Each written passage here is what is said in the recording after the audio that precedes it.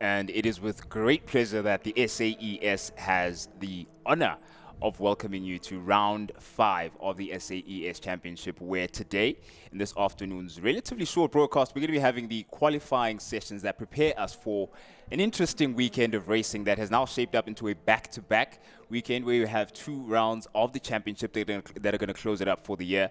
My name is Prince Ndiweni, and I'm joining Steve Koenig amongst a host of the brightest stars in motorsport broadcasting. We're going to introduce you to a lot of them later on. But Steve, there's so much to look forward to during today's qualifying session alone, judging by how things have gone. Well, considering we're getting ready for a 3-hour race tomorrow, that is going to be round 5. A lot of drivers are looking forward to scoring big for round 5. And considering round 6, which will be on Saturday, is a double points where it's needed, you need to try and figure out critical roles. And especially if you had a couple of drop rounds during the course of the season, this is going to make it big. And considering of drivers having to really work a little bit harder as well to try and get the cars to the sharp end of the field. Last thing you want to get caught is at the back end of the field in 3 hours, because that race can run away from you rather quickly. So it is more of a sprint race than an endurance for it. Yep, and you've rightly mentioned drivers will be working quite hard, and in order to enforce and ensure that drivers work hard, it's not only 3 hours, it is 3 hours and 20 minutes to ensure that the acceptable number of racing drivers, according to the regulations, have their go in the car, and they do all partake in a mandatory pit stop. So everyone is getting that full endurance experience in an albeit sprint race format with the shorter 3 hours and 20 for tomorrow. And considering the way qualifying is handled, it's not about putting your fastest driver in and just let them go and get that phenomenal lap time and you're going to go and sit and have a Coke just relaxing. You are going to have to do the work as well. We're going to split the drivers up. Each are going to have their own shot at it. So you've got 3 drivers in the car. All 3 drivers are going to have to go out, or even 4 drivers are going to each have to go out onto the track and do their fastest lap time. The fastest lap time of each driver will all be put together, divided by the amount of drivers, and that will give you your aggregate time. So you can have the incredibly fast Stuart White in the car, but if you pair him up with someone that's a little bit on the slow end, that car will not be starting in first. It'll be a little bit down the order. And we've seen that shake-up happen during the course of the season. And to come here to Kyalami, where it's a beautiful circuit, it's a track that everyone knows, there's no advantage to it. People have tried it out, whether it's on games, they've watched YouTube videos, they've been here once before, but now it's to score the critical points to get yourself ready for an absolutely phenomenal weekend here at the beautiful Kyalami Grand Prix circuit. Oh man, I'm super, super excited about this. We had a short trip around the track as well, and I got goosebumps all the way through. Indeed, indeed. Absolutely a beautiful track. It's going to call for the best motorsport performance a lot of these athletes have put forward all year round. And it's going to call for the best performance we as a team at the SAES have put forward all year round. And that's why we have an incredible host of stars joining us for this entire weekend of racing. We're joined by Gareth Burley, we're joined by Brendan Kelly, and of course Ernest Page, who are going to be gracing us with their presence and flexing their motorsport skills later on during the weekend, and enjoying this, I suppose, the crowning of a really exciting championship that has come, it really has come to a boil, considering the overall standings and the individual class standings throughout, from Class A all the way to Class E, Steve. Well, the pressure is going to be put on to Into Africa Racing in Class A. They need to maximize points today to secure their championship. If they fall off the podium position in the race tomorrow, that is it. They are game on for the final round to be that make or break for them. They got so close last year. Let's go and take you back to last year's Kyalami 9 hours, where it landed up with Stradali right at the end, going and taking the win away from Into Africa. Well, they're looking to change that all today, and everyone's been playing the cards very, very close to the chest. Yep, it's incredible. Just walking past each of the pits and each of the teams and just getting a sense of the aura in their setup. There's, especially in Class A, where I suppose the battle can get a bit more hot, considering also the ilk and level of the equipment there. There's this silence, this sort of tension in the air that you could cut with a knife, and then things change, and so ebb and flow. The more you go deeper into the pits, just the energies of the teams are incredible to read, and you can tell who has a lot to fight for with very little room and margin for error, and who has a little bit more comfort on their side. But overall, the competition definitely comes to its peak this weekend. We've also got our national V8 roadster, the national championship that's got everyone excited on. It's really tight point. We got PT3 Racing leading out the top. We got the People Group that is running in second place of that. And this is really going to test the drivers a little bit more and really see who's going to climb up the antics. And, well, a couple of the teams going and really bringing in the A game. We've got a couple of really international drivers coming out. Keegan Masters is out going and enjoying himself. And we've got Andrew Rackstraw that's come to the party. And, well, not to calling you favoritism, that's PT3 Racing going and pulling in my own brother. I'm going to keep a very close eye on your commentary every time Michael Koenig is behind the wheel of that PT3 Racing V8 Roadster. However, I forgive you for being excited about it, because that is a lively V8 Roadster. It has had so much to talk about, so many talking points for us to focus on throughout the year. And as it stands, just before qualifying, they've already gone through a couple of hurdles before they had decent running out on the circuit.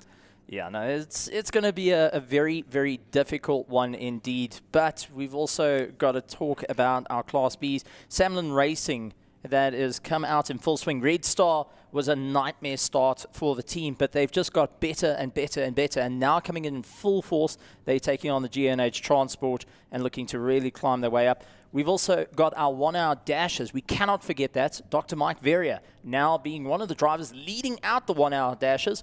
And at Swartkorp said, well, I'm not really in for the championship. I'm here to have a bit of fun. Suddenly, it's become a little bit more real that there is a championship here for him. And, well, I can tell you, his little Shelby has had a fair amount of work done to it. Now, you know what? The experience that Shelby sort of represents, that rustic feel, paint and livery, tells you how much texture and how much battles not only the car's been through, but Dr. Mike Verrier himself. And I'm willing to say, I'm just going to put it out there, I don't think Dr. Mike Verrier was playing a cool all year round. I think he had some sort of hope in him that his name would be there or thereabouts in the mentions for the championship. Well, we've also seen a couple of ones. Kyalami is also known to really test the drivers and machinery. Unfortunately, one of the cars getting towed into the pits, feeling that exact cause. But we've got to look at how this weekend's going to shake out, because the qualifying here today will dictate the grid tomorrow. And that means whatever needs to be done, short fuel your car. Make sure they can do that 4 laps, get into the pits, top it up, get your next driver out, take every advantage possible to ensure that you can go and score first place. You want to be at the top of the class. You want to be standing at the top of the order, because ultimately when it comes down to who's going to get out the box first, well, you don't want to be the one caught in traffic. As we do see our cars heading out onto the circuit, this is our A-class vehicles. These are Group A. These are the fastest vehicles heading out onto the track. Hence, you'll see the Lamborghinis, the GT3s. You'll go and see the beautiful Porsche Cups. But the Just for Sleep is going to be heading out with that Nova Proto out onto the circuit as well. And they are fighting with BBR Racing and Into Africa. So this is going to be a very exciting race. Sun Mudley is also coming in, having a bit of fun as well with his Merc. It's been quite some time since we've seen him behind the wheel, and he is really looking to stomp his way up through it all. Marius Jackson bringing in the hot shot of Andrew Rackstraw to be a part of the show is going to be a very interesting one, considering all the experience overseas. Let's see how it translates back into this. I mean, qualifying is now on. This is where you've got to rely on your teammates, and as being the first drivers in the vehicle, you need to ensure that you set the benchmark. You make that top time to go and let everyone follow suit. You don't want to be the one that went and gave it 90%, not 100. Yeah, and I wonder how much the averaging effect has been in each of these racing drivers' minds going into qualifying and sort of priming themselves through the practice sessions, because the reality quickly sets in that, okay, this is the actual distance and this is where my personal performance and limit is at.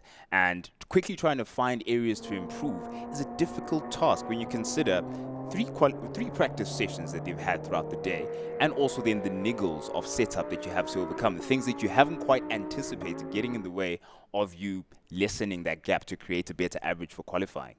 Another one you want to take a look at is trying to improve your qualifying. You've only got a set amount of laps to do it, and you've got to rotate depending on the amount of drivers that you have in your car. Each driver has to set a lap time on the board, and our Group A will be setting roughly a 1 minute 44 to a 1 minute 47 should be your averaging lap time to be at the sharp end of the field. So we do have our Group A's actually taking a look. That was a Ginetta there, so that wasn't the Adjust for Novo that was out on circuit, but we are watching a beautiful Lamborghini getting absolutely thrown around from the Stradale group, having a huge amount of fun, and the Bigfoot Express Mercedes going and thundering around the circuit with that brilliant V8, and just, man, I'm getting goosebumps thinking about these amazing vehicles and what sort of times are we going to look at. So Charles Arangis out on track, JP Morrow, who's going to have a bit of fun. We've got Aubrey out on the circuit. He's going to be in the 1 hour, along with Craig Jarvis is in the 1 hour. He's in the Ginetta, looking to really push his way through. We've got Nika, who's going to be out there. We've got Harpel and Mo Mia making his grand return after getting sidelined after a big accident earlier this year. A little bit caught out on that one, but we're glad to see that he's back up, he's back going, and really going to try and give it his absolute all, and also sporting a new livery on the car just to go and bring up that bit of confidence and motivation back after a really nasty accident that sidelined him properly. He had to get medically sorted out. He had landed up with bigger injuries to his leg, needed some time off, and, well, let's see if he's going to put some lead in it. Well, this, I think his return definitely reflects that fighting spirit that makes these racing drivers and puts them rather at the level that they're at when it comes to the equipment they're exposed to and the level of competition they get to experience year in, year out. I mean, looking at the entire field, but honing it down now on the faces that we have and the drivers we have at the steering wheel at the moment. Marius Jackson, he's got a very impressive program where he sees a decent amount of international racing, particularly with the likes of Joel Areen, we've seen earlier on in the championship. Of course, he won't be joining us this time around, but the pedigree puts them at such a level that they could very comfortably adapt and get into the European scene, the American scene, wherever there is decent GT3 level equipment. And now for all of this to be culminating at Kyalami, I think is a commentary itself, in and of itself, of South African motorsport. But that fighting spirit again, what makes them sharp enough to be here and to have a chance on this stage is exactly what Momia is displaying. And he took his time, he got the recovery in, got his mind right, and got back into the scene. And the nostalgia of the livery that he has, it's every track he's been to, all the layouts of the tracks that he's been to and enjoyed that he has as a livery. And I reckon there's also some future tracks that he still wants to go to. All right, well, taking a look at some of the future, this is all our 1 hour dash drivers that are out on circuit. And Charles Arangis is going and putting in a blistering lap time of a 1:48.3. Remember, we said the difference to be at the sharp end of the field is a 44 to a 47. That's what you want to aim for. And now we're going to see what that Lamborghini is able to put out and really give it horns with that 1:48.3. I think he is going to be quicker this time around. Got used to the track, tires are a bit warmed up. It does take you roughly about a lap, maybe a lap and a half on a cold day, depending on what you're trying to do. But Charles Arangis at this point is not holding back. But it is going to be a difficult time because we got JP Morrow teaming up with Sun Mudley in that beautiful Bigfoot Express car, and he is really wringing the neck of it, trying to catch the likes of Charles Arangis, and has done so, putting a 1:46.4 on his last lap time. Charles Arangis with a 1:46.9. And let's see what Marius Jackson is able to do, because his previous lap time was 1:54 in that Audi R8 GT3. And the times will tumble and continue to do so as I see I think that's the Janetta now that's trying to clear away and get past the traffic. It's incredible to think that despite the fact that we've split up the groups, there still is a relative degree of traffic when it comes to qualifying. So it adds to the challenge of the dark art, so to speak, and that dark magic that needs to be honed by these racing drivers to qualify cleanly, get the tires up to temperature as quick as possible, also all considering the fact that you don't have as much time as we'd want. Bit of dust kicked up there by that Bigfoot AMG Mercedes, going out into the S's now, just after sunset. Very, very tricky piece of tarmac to navigate. A very quick swivel that you need to navigate the S's and still meet your braking points and be at the right position, an ideal point of the circuit. Well, it really shows that JP coming over from likes of would be the likes of Brazil to have a bit of fun and really trying to push himself that little bit further here at South Africa and really showing what he can do given the right car. Well, I think we've got one of our top contenders, but Charles Rangi's sitting 0.4 of a second behind, considering he's not in a GT3 car. He's actually just chasing down in something that would be counting as a Class B vehicle. That's incredible stuff. But talking about incredible stuff, bringing some new footage to the track, it is the FPV drone that we're going to get some beautiful shots and also get to see the cars passing by from an aerial point of view. But there is Charles Rangi still pushing as hard as he can to keep the car going, and he's hoping that 86 will be able to be a number one starting tomorrow for the 1 hour dash, but JP is going to put quick work of that to bed. Listen, that 86 is looking at 0.8 of a second between himself and JP Maro, so it won't be as easy, at least as far as the first few laps have shown. We've gone 3 laps across now, 3.5 let's say, going on to 4. Still got a bit more time for Rangi's to improve on his time. Perhaps he wants to sort of stagger his approach to it, cool down a bit and then get back into full heat again, or should he go full beans all the way through, because pressure is mounting. I see a couple of the competitors have dropped down. Nika and Harpal seem to have slowed down a bit there. Well, you want to talk about pressure mounting. JP Morrow pretty much went and shattered that time with a 1:45.9. This is a track he hasn't been around. This is his first time around and is fighting with similar lap times we saw in qualifying with the top of our Class A drivers. He is really going and hammering it through. Craig Jarvis running in third place with a 1:47.1, and that's sitting within that bracket that we were talking about. If you want to be at the sharp end of the field, that's what you want to be sitting with. Marius Jackson sitting with a 1:50.7 on his best lap time. Ricky Giancarlo sitting with a 1:51. And Momia with a 1:51.3. He's a little bit further down in 6th place. Then we've got Nika with a 1:52.4, followed by Ant Blunden. He's in the beautiful McLaren out there, and that's a 1:52.8. You can see the gap starting to form, but our top 3 are within a second of one another. Then you take a look at Giancarlo, Marius Jackson, and Mo Mia. They're also within a second of one another. This is going to be incredible, and if this is how we can see the race starting to form, just in qualifying, we're in for a very, very quick 1 hour race that is going to keep us on our feet. But we do see Mike Verrier a little bit further down, who needs to maximize the points to get the championship. He's lying in 11th, and unfortunately with a lap time of a 1:56.2 with that Shelby Can-Am, not quite having the legs there as yet. I was about to say, it looks quite odd for Dr. Vera to be all the way where he is at the moment. Let's give him a chance maybe to redeem himself. He does have a bit more time, but for the time being, it does look worrying, I must say, as we see that beautiful Janetta there getting the glare of the sun as the cars begin to approach sunset. It's as far as it looks to me like we've got flags on this session of qualifying. Yep, I see the checkered flag has been waved and it's frozen in time. JP Maro has made his statement about his intentions for the 1 hour race, Steve. 1:45.9. That is a statement of note, and it's going to raise a few eyebrows in the pits of a young man that really can throw down, and Sunwoodley may have found a teammate that is really going to push his way to the top. It's great to see it. Charles Rangi's is still throwing a huge amount of weight into it, considering he's not in a car that's not a GT3 spec car. To sit 0.8 of a second off a more modern GT3 car is really great showing. Craig Jarvis out there in the Janetta LMP, and that is a stunning vehicle, but unfortunately just not tweaked enough to get all the grip it needs here at Kyalami, or maybe got too much grip and it's losing out in straight line. But let's see what he's able to do. Still pushing as hard as he can around Ingwe. Gets a beautiful exit on the power all the way through. He's going to try and chase down. Is he going to be able to improve? Yes, he does.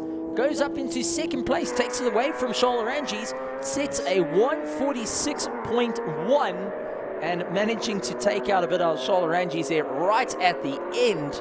That is taking it right at the knees, that's for sure. Sheesh, that was close, and still JP Mauro was still too far out of reach. 0.3 seconds adrift was Jarvis there. It was close enough. Left to the end, but close enough. I suppose you've now got 1 hour worth of redemption, or enough. Hopefully it is enough time for redemption if the qualifying didn't go as planned. But this right here is a lot of work that's been set in stone for everyone trailing Mauro at the moment. It's going to be a really, really exciting race nonetheless, and I can't wait to see how it's all going to work out, because that's our 1 hour dash done. Yeah. Now we're going to start getting the qualifying done for our 3 hour, and this is where we're going to start working out the drivers, each having to set a time, each trying to push themselves a little bit further and having to be that anchor for one another. It's going to be too close, it's going to be tight, and man oh man, the pressure is on for round 5 to maximize the points here today, to get your qualifying done, maximize the points tomorrow, to ensure that double header is either going to work in your favor and not be the Achilles heel at the end of the season. Yep, you want to minimize the headache as much as possible. It's quite the unique weekend that we have set up here for the closing 2 rounds of the championship. Your mindset going into qualifying is sort of split in two to some extent, and depending on what you prioritize and how you set up your team and the way you take on those niggles is going to really bode either very well or not too great for you by the end of what is the most exciting weekend of motorsport in South Africa. And speaking of exciting, that drone shot is something I cannot get enough of, Steve. I am going to be tearing. My eyes will be tearing a lot of the time. Every time we see this come into frame, it's an incredible view of the most beautiful piece of racing circuit we have, I think, across the world. The credits, the applause that go to the Kyalami Grand Prix circuit, it just speaks volumes of the level that we've attained to as far as racing circuit. I see that is Kishore Pitamba's Mini Cooper out on the side of the circuit. He seems to have had and come across an issue there. We'll find out a bit later what the problem was, but that's not looking too great. No, unfortunately not. And Mini, that has really been one of the top of the charts running cars in the past. It's going to be a big, big loss. But we've got the cars lining up, getting ready to go. It's going to be an exciting one to see how it's going to work out, as the drivers are really looking forward to going out onto the circuit, see what they can do, what lap times can be set. We're going to be starting off with our slow class cars. This will be basically Group B, and that will be your slower vehicles. They'll be heading out onto the circuit, your V8 roadsters, your Class D cars, and just not really the GT3's top echelon running those 44s. But we'll be going to have a bit of fun out on the circuit to see what they can do. And we've also got some really pretty cars, because if our drone goes and flies by, you can see that Lamborghini Trofeo from Samlin looking there. One of the most stunning cars, and is Lamborghini's challenge car that is only one of one in the country. And they've got basically the Evo 2, which we'll see coming out on circuit in that beautiful red. And then they've got an Evo 1 that was displayed earlier this year. But it's going to be an absolute monster. And seeing all the cars getting ready to rock and roll is going to be an exciting one nonetheless. And taking a look, some of the drone footage there, that is the carbon car that's also lined up. So we've got quite a multitude of different vehicles that will be heading out onto the circuit, and we are going to be bringing you some onboard shots as well. I've got to say, I love this. We're getting to see it all, and this is from, well, not quite the driver's eye, but it's enough to get you smiling as we see the Inter Africa Lamborghini will be heading out onto the circuit, and currently our championship leaders are behind the wheel of that. So it's going to be a tough one. Lots of pressure mounting on, but lots of excitement to try and bring home the gold. And also, while in preparation to go overseas, oh boy, you either got to knock it out the ballpark here in qualifying, or you're going to have to be buying the milkshakes when you get back to the pits. So excited, so much to talk about. I'm all salivating. You've got Blueberry out at the head of the field right now. Blueberry, of course, for the Inter-Africa Lamborghini, that is going to be taking on the 3-hour. And then we're going to see Lambo Rambo in a beautiful and exciting livery coming out for round 6 on Saturday. So don't be shocked when you see that switch up with Inter-Africa, as well as a change of a couple of faces. We've got Mikhail Patimba also joining the Inter-Africa setup for the weekend, so plenty to look out for there in terms of driving talent. And as for onboard footage, as we speak, we're on board on the number 5 DBR Racing GT Cup car, where Keegan Masters, Hein Latachan, as well as Verismo Tavares are going to be vying it out for top honors. And they're quite comfortably and quite confidently, I can say, a favorite to take honors going into the close of this championship, just based on how they've performed throughout the season from rounds 1 to 4. Consistency is key, and that is what it's going to be for the 992 Cup car. It's going to be absolutely battling it out. So let's see how it's all going to work out for our drivers to really move forward, and we'll be going and standing up towards the top of the charts. But while we go and talk about all of this, we're going to also have some fun by changing over to some new voices. Well, we wouldn't say new. These are the older voices that have been some of the best, and there's going to be Gareth Burley and Mr. Motive Mouth himself, Brandon Kelly, to come in to have a chat with us. So we are really looking forward to it, as they're getting ready to go, as moving the Mini out of the way. And let's see how it's going to work out. So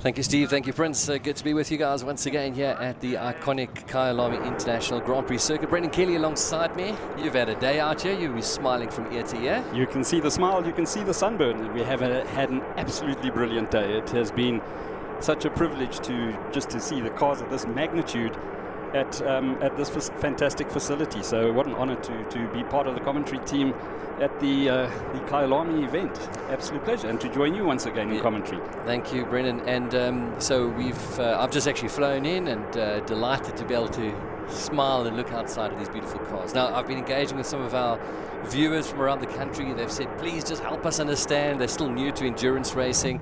It's not just 20 cars on the grid and all racing for victory. We've got various classes, so we're going to make sure that we keep on educating and updating you. This is now the qualifying driver 1 session for Group B, and we're going to have a couple more sessions still to go this afternoon. Yeah, there is a slight delay. Apparently there has been oil spilt on the circuit. So we just... So we've had a little delay in this first session, and this was, of course, it looks like the Mini possibly went off. It's great to see the Mini back here. Yeah, unfortunately, Patamba going off, and it looks like they've possibly spilt oil on the circuit. Okay. So there will be a little bit of delay before the cars go out for the next qualifying session. Yeah. So just having a quick little look back, you were telling me about rain here yesterday. Has it made the track quite green? What kind of times are we seeing so far today in the free practices? The times were a little bit off, and the guys did complain about the track being green. Some of the guys that we spoke to, they said that it was a little bit green. It was they say they just caught the tail end of not a hurricane, tornado. Tornado that came through here and just caught the back end of it. But just before I left Port Elizabeth yesterday, a friend of mine just sent me footage from Johannesburg, and I thought, well, I'm going to be flying straight into this. But luckily, it had cleared by that stage. So But going back to what you were asking about the track, the guys had complained about it being a little bit green, but we have had a whole host of cars out on track today, so it's obviously only going to improve. But just what a fantastic performance from the Mercedes going out in qualifying there with Juan Pablo Mauro blitzing his way around the circuit. It's fantastic to see that big Mercedes on pace. Right, I've just been handed the provisional results from free practice 3 a little bit earlier on, and it was no surprise that the Nova was quickest under Jensen, or behind the wheel of Jensen, with a 1:44.038. Now that's a super quick time. And Kolile then was second fastest in the Lamborghini in the Hurricane. And Charles Ranges, we saw him taking part in that free practice now, coming through in a 1:47. Those are the only 3 drivers so far under the 150 mark. The first beyond that was the Porsche of one of the Lategans coming through in free practice 3 that took place a little bit early on today. And it looks like we've got some really fast guys here this weekend who seem to be forgetting about season championships. Some of them are not really in contention. They're just here.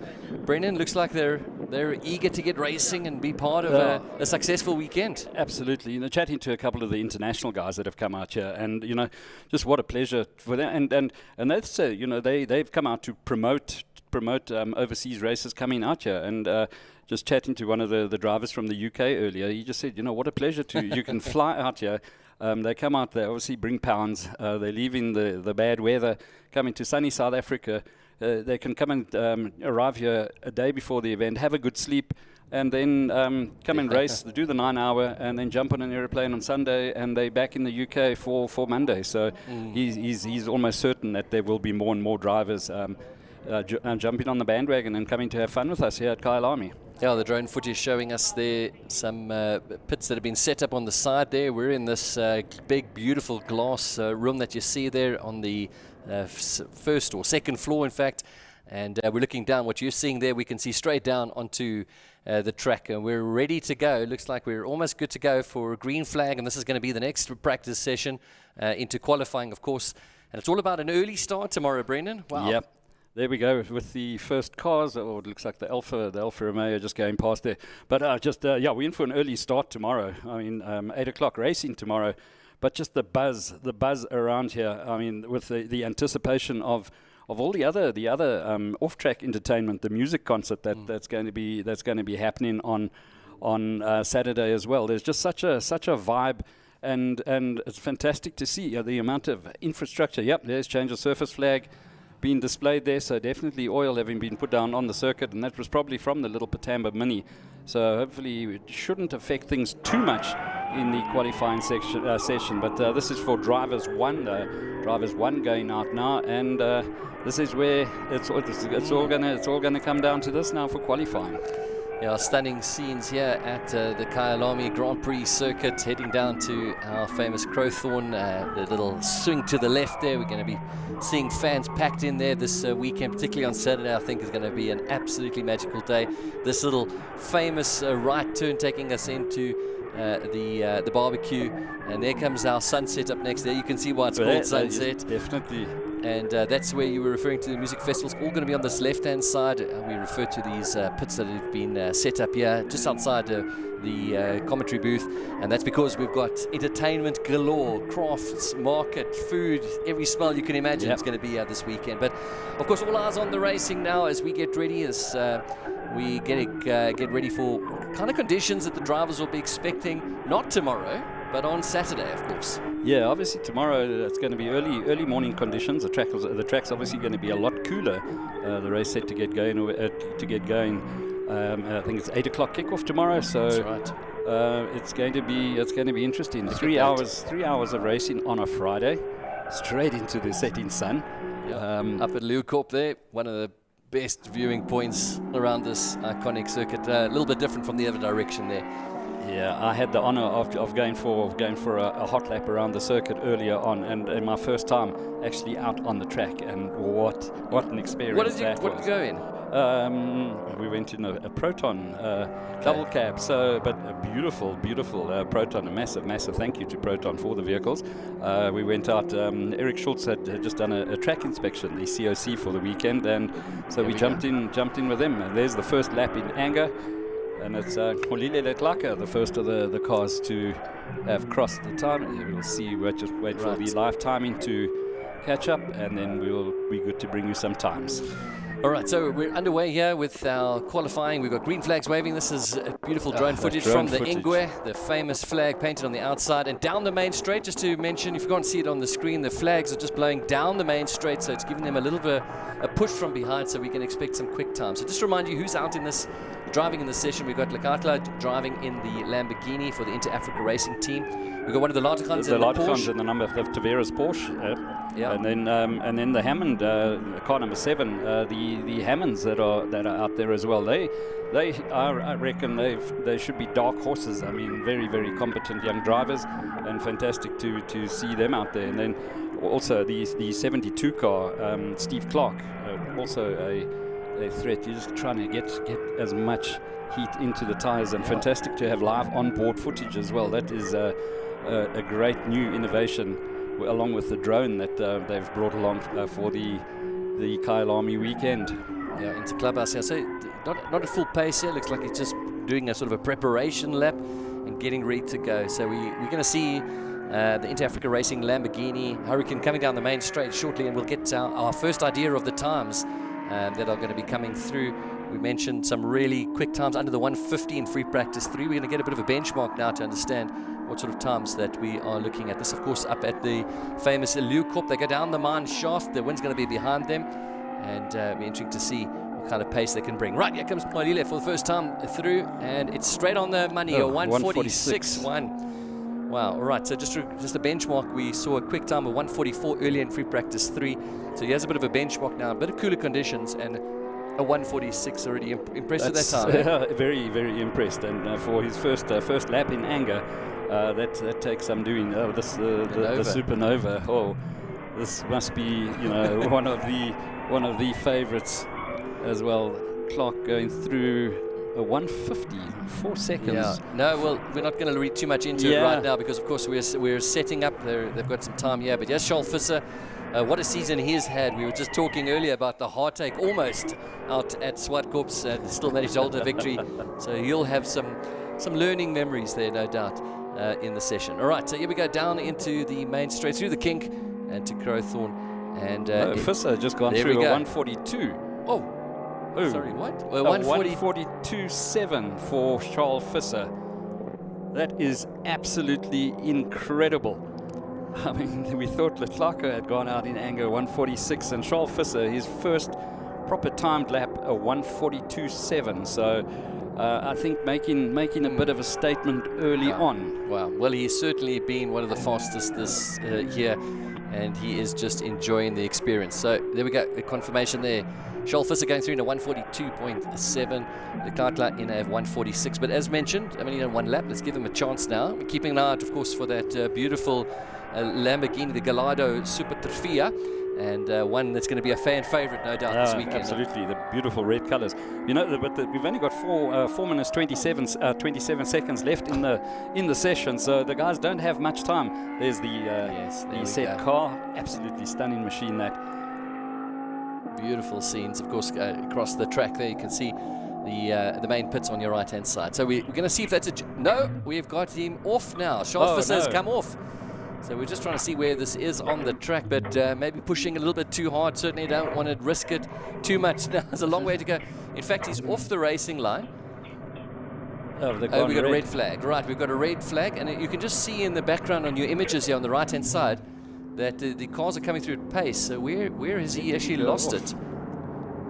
Okay, this is looking back down at the kink confirmation there of the red flag, but Charles Visser, if you look here on this image on the far right, you can actually see maybe a car coming past. So it looks like he's well off the racing line.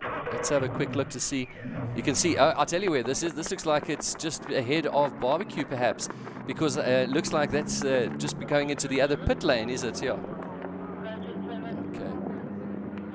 Okay. All right, so it looks like he's come off perhaps a spin, but it looks like it possibly could be just after Crowthorne coming through into Yuxgay, and then possibly trying to get, and he looks like he might even be down the support race pits, which we aren't using, by the way, looks like he could be stuck down there. But he looks like he was moving. Yeah, it looked like he had tried to get engaged the gear. So possibly it's something mechanical, and hopefully, you know, it's not something serious, because I mean, to have him out of the running for the 3 hour would be an absolute disaster. Yeah. One of the favourites. I mean, that car draws attention wherever it goes. Yeah, right. So the cars have come back into the pits, and this is really going to shake things up. We saw them sort of needing a preparation lap. Now with just a couple of minutes left in this session, once the red flag is removed, we're back to racing. We could see, and you've probably got one, maybe two laps left. Maybe two at the most. So there we go. Lekatla coming into the pits there, and yeah, you certainly will be pleased though with the 146 at this stage, knowing that you've got 3 hours of racing. You don't want to throw it away. You just want to be competitive and put yourself near the front of the field. Yeah, it was 3 hours today, and then a 26 hour turnaround, and then straight into 9 hours. So the Inter Africa team having brought two the Lamborghini Hurricanes that they'll be using. So there's a setup for the 3 hour, and then a new car or a different car for the 3 hour. The car that they're using here, the ex Chelsea Scribanti Lamborghini Hurricane. So.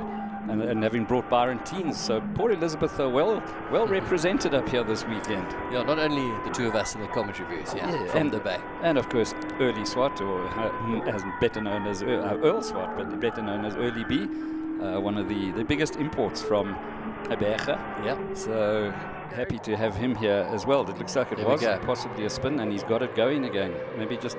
Okay, so this is actually not at that point. This actually looks like it's out at Clubhouse. So it was on the next big left-hand corner. So as he come out of Sunset, he's actually lost it there. Whether it's a mechanical, whether he spun, we're not sure yet. We're going to see if we can get confirmation there. But he's back up and running, which means we're going to get back to qualifying shortly. But he'll have to come back into the pits as well. We can see just below us from the commentary booth, there we go, Charles Visser in the Just for Sleep, Rico Barlow racing Nova. A car that has been impressive this season. A great win out at Swartkops in round number 2, and they of course are right here with a big plan in mind. What a season Nick Adcock has had in his racing team, and they'll be eyeing a victory, no doubt, this weekend. Absolutely. Yeah, let's just go further on down the list while we wait for the cars to go back out. Nkolile Letlaka running in second, and then it was Clark in the 72 car in third, and then Damien Hammond, car number 59, fourth, and first of the Lategans, the number 5 car in fifth, and then young Tyler Robinson in sixth place. So it's going to be interesting to see how she goes. Her time, 2 minutes. 2 minute time around the circuit, so slightly off the pace, but ahead of David Franco, and they in the VW Super Polos. So it's going to be really interesting to see how Tyler and goes with racing with her father this weekend. So it should be the amount of VW Super Polos that we've got is going to be good to see. Right, there he goes now through Cheetah. He's going to pull into the pits. Just to mention there on the timing as well, we saw that beautiful Lamborghini Gallardo Super Trofeo down in 8th place. And this is possibly part of it. We need to understand a little bit about the conditions, but in the preparation lap needing, didn't quite get the flying lap that he would have wanted to. Perhaps eyeing the next lap would have been what he had in mind. So he's going to need the time. But we can hear the cars of now. In fact, it is Nathan Hammond's going to lead him out the pits there. And so we are back racing. Here we go, back to qualifying. 3 minutes 50 seconds left, so not much time for the guys to get that heat back into the tires again and go and bang it out in circuit. You can see Nathan's on a charge here. He is quickly out of the pits, and he's got track position as well. No one in front of him, and he'll be looking to definitely improve on a 2:05.5. Currently down in 9th place in this session. Right, a wide Crowthorne there, definitely lots of racing lines we're going to see this weekend. Some famous overtakes through the years through there. Yeah, chatting to a lot of the single-seater races, you know, the guys are saying they can go sometimes up to 5-6 cars next to each other through there. So exciting racing expected throughout the weekend here at Kyalami. Yeah, so a lot of people ask me, where's your favorite spot around the track? It's quite difficult to do. I certainly do enjoy being on the outside of Sunset. I think seeing these GT cars coming through there at full pace is quite something, but I think you can't take anything away from that first corner, full of incidents. It's been famous through the years, got so many stories to tell, and we're certainly going to see lots of action through there. This S has caused a bit of upset last year, particularly the little kitty litter there on that inside, the left-hand side that you see there. That caused a lot of problems for our drivers last year. So out at Leeuwkop then, it's the Porsche 911 GT3 just letting the Lamborghini through. They're finding track position now because, what is our time left here? We've got just over 2 minutes. 2.5 minutes, yep. So probably only going to get 2 flying laps if you can get I think 2 at the most. Just depends where they are on circuit when the checkered flag comes out. Right, so we're going to hear in the commentary booth here the first of the cars coming through, expecting it to be that Gallardo coming through there, the number 59, desperate for an improved time. And there they go, through now to start the flying lap. Looks like they're going to get 2 laps in here for most of the cars in this session. Right, so the Lamborghini goes through as well. That's the Hurricane GT3, the Inter Africa Racing Lamborghini on its way through. Beautiful scenes here from our drone. See all those makeshift pits on the left there as we get ready for a festival of motorsport like no other. Porsche taking a wide line here into Crowthorne, followed by the 59 Lamborghini. So we're expecting the drivers to get decent times. We're not expecting their fastest times. Well, they're saying that Charles Visser kind of threw that out the window. Think he'll go back out again, or think he's going to rest on that? I think he's done enough. I mean, to go out there, bang, bang. Back. Oh, yeah. Spoke to soon. Yeah. But I mean, that's just Charles Visser. Just never give up, never say die attitude, and I wouldn't be surprised if he doesn't go and go even faster. All right, so Charles alongside Michael Jensen and Nick Adcock, the 3 drivers will be in that hot seat there for your main race on Friday, the 3-hour. But they're going to have a 4th driver, of course, for the 9-hour on Saturday. We'll talk more about that, and of course, a star-studded lineup here of South Africans who've done exceptionally well across the world this year. We're going to be hopefully chatting to them as well and following and hearing how their stories. And I can't wait to see where they're going to be in 2025 because I'm hearing all sorts of stories about who's got to drive here and plans that are taking place all over the place. So. Yeah, but just the biggest excitement is the confirmation of next year's South African endurance calendar as well, and bigger and better things expected there as well. So to Wayne Riddell and his team, just a massive kudos to them for putting on events of this caliber. Right, here we go. The first of the cars then through, and we're going to start to get some times coming in here. So Nathan Hammond, there we go, straight on to pace, so 148.6. And Lekatla in the Inter Africa Racing up to on a 145, I think it was 145.3, yes. Right, so we're going to keep an eye on those times as they come through. Here comes Charles Visser now. He's down the mine shaft into the first of the 2 crocodiles. And just remind you, he did a 142.7 last time out. That's enough, Charles. We've got it. You're fast. I could just picture myself in that car going down the mine shaft. It was checkered flag. Checkered flag is out. Sorry there. No problem. Brendan, checkered flag is out. So this is the only chance that you will get. Chance that he'll get. And here he comes down the main straight. Let's see what time he's pushed in. 140. No. 140.9. Did someone tell him it's qualifying? There's no prize here. Wow. So it is absolutely unbelievable. So just to put it in context, Charles Visser has just gone through for a flying lap of a 140.981. That is just under 5 seconds faster than anybody else on the track last time out. Unbelievable. Okay, slow down now, Charles. Keep that car safe. We've got still some more drivers to go into that seat. Charles never afraid to give it everything he's got. So give us a roundup there of those results. That session now finished. And tell us what we've got. All right, if we're going to just borrow your notes there for a moment. The 112 car, I think they've just got it as Bigfoot Racing. That would probably Sun Moodley that would have gone out. No, we didn't get confirmation of who was in that car. We just got JP the name Mauro. of the car. JP Mauro. Just changed it now. It's JP Mauro that went out. So third quickest for him. Kholile Letlaka running in second, a 145.3. And then JP won Pablo Mauro, 145.7, so just behind Kholile. And then Steve Clark, a 146.7. And then Nathan Hammond, a 147.4, so just behind. And then Lateghan in that number 5 Porsche, 148.4. And then the second of the Hammond boys, a 152.9 for him.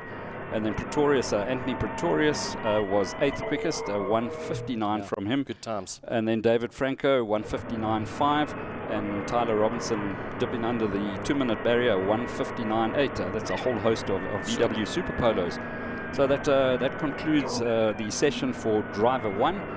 Will be changeovers now, and then we'll see drivers 2 coming out for their 10-minute session. So I was wondering about this lap record around this place. What could it possibly be? Well, unofficially, I've got a lap record set by a certain Michael Steven in an Audi R8 in the Festival of Motoring. His time was a 1:41.425.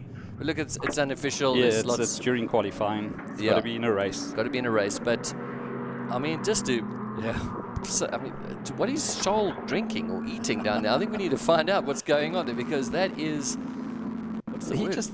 He's just unbelievable that you can, I mean, whether it's behind the wheel of a go-kart or a VW Astron Energy Polo Cup. We saw him driving the wheels off that, then won that and graduated to Super Polo, and was right up there with that as well, and now stepping into the Nova and absolutely blitzing around the circuit here. So amazing.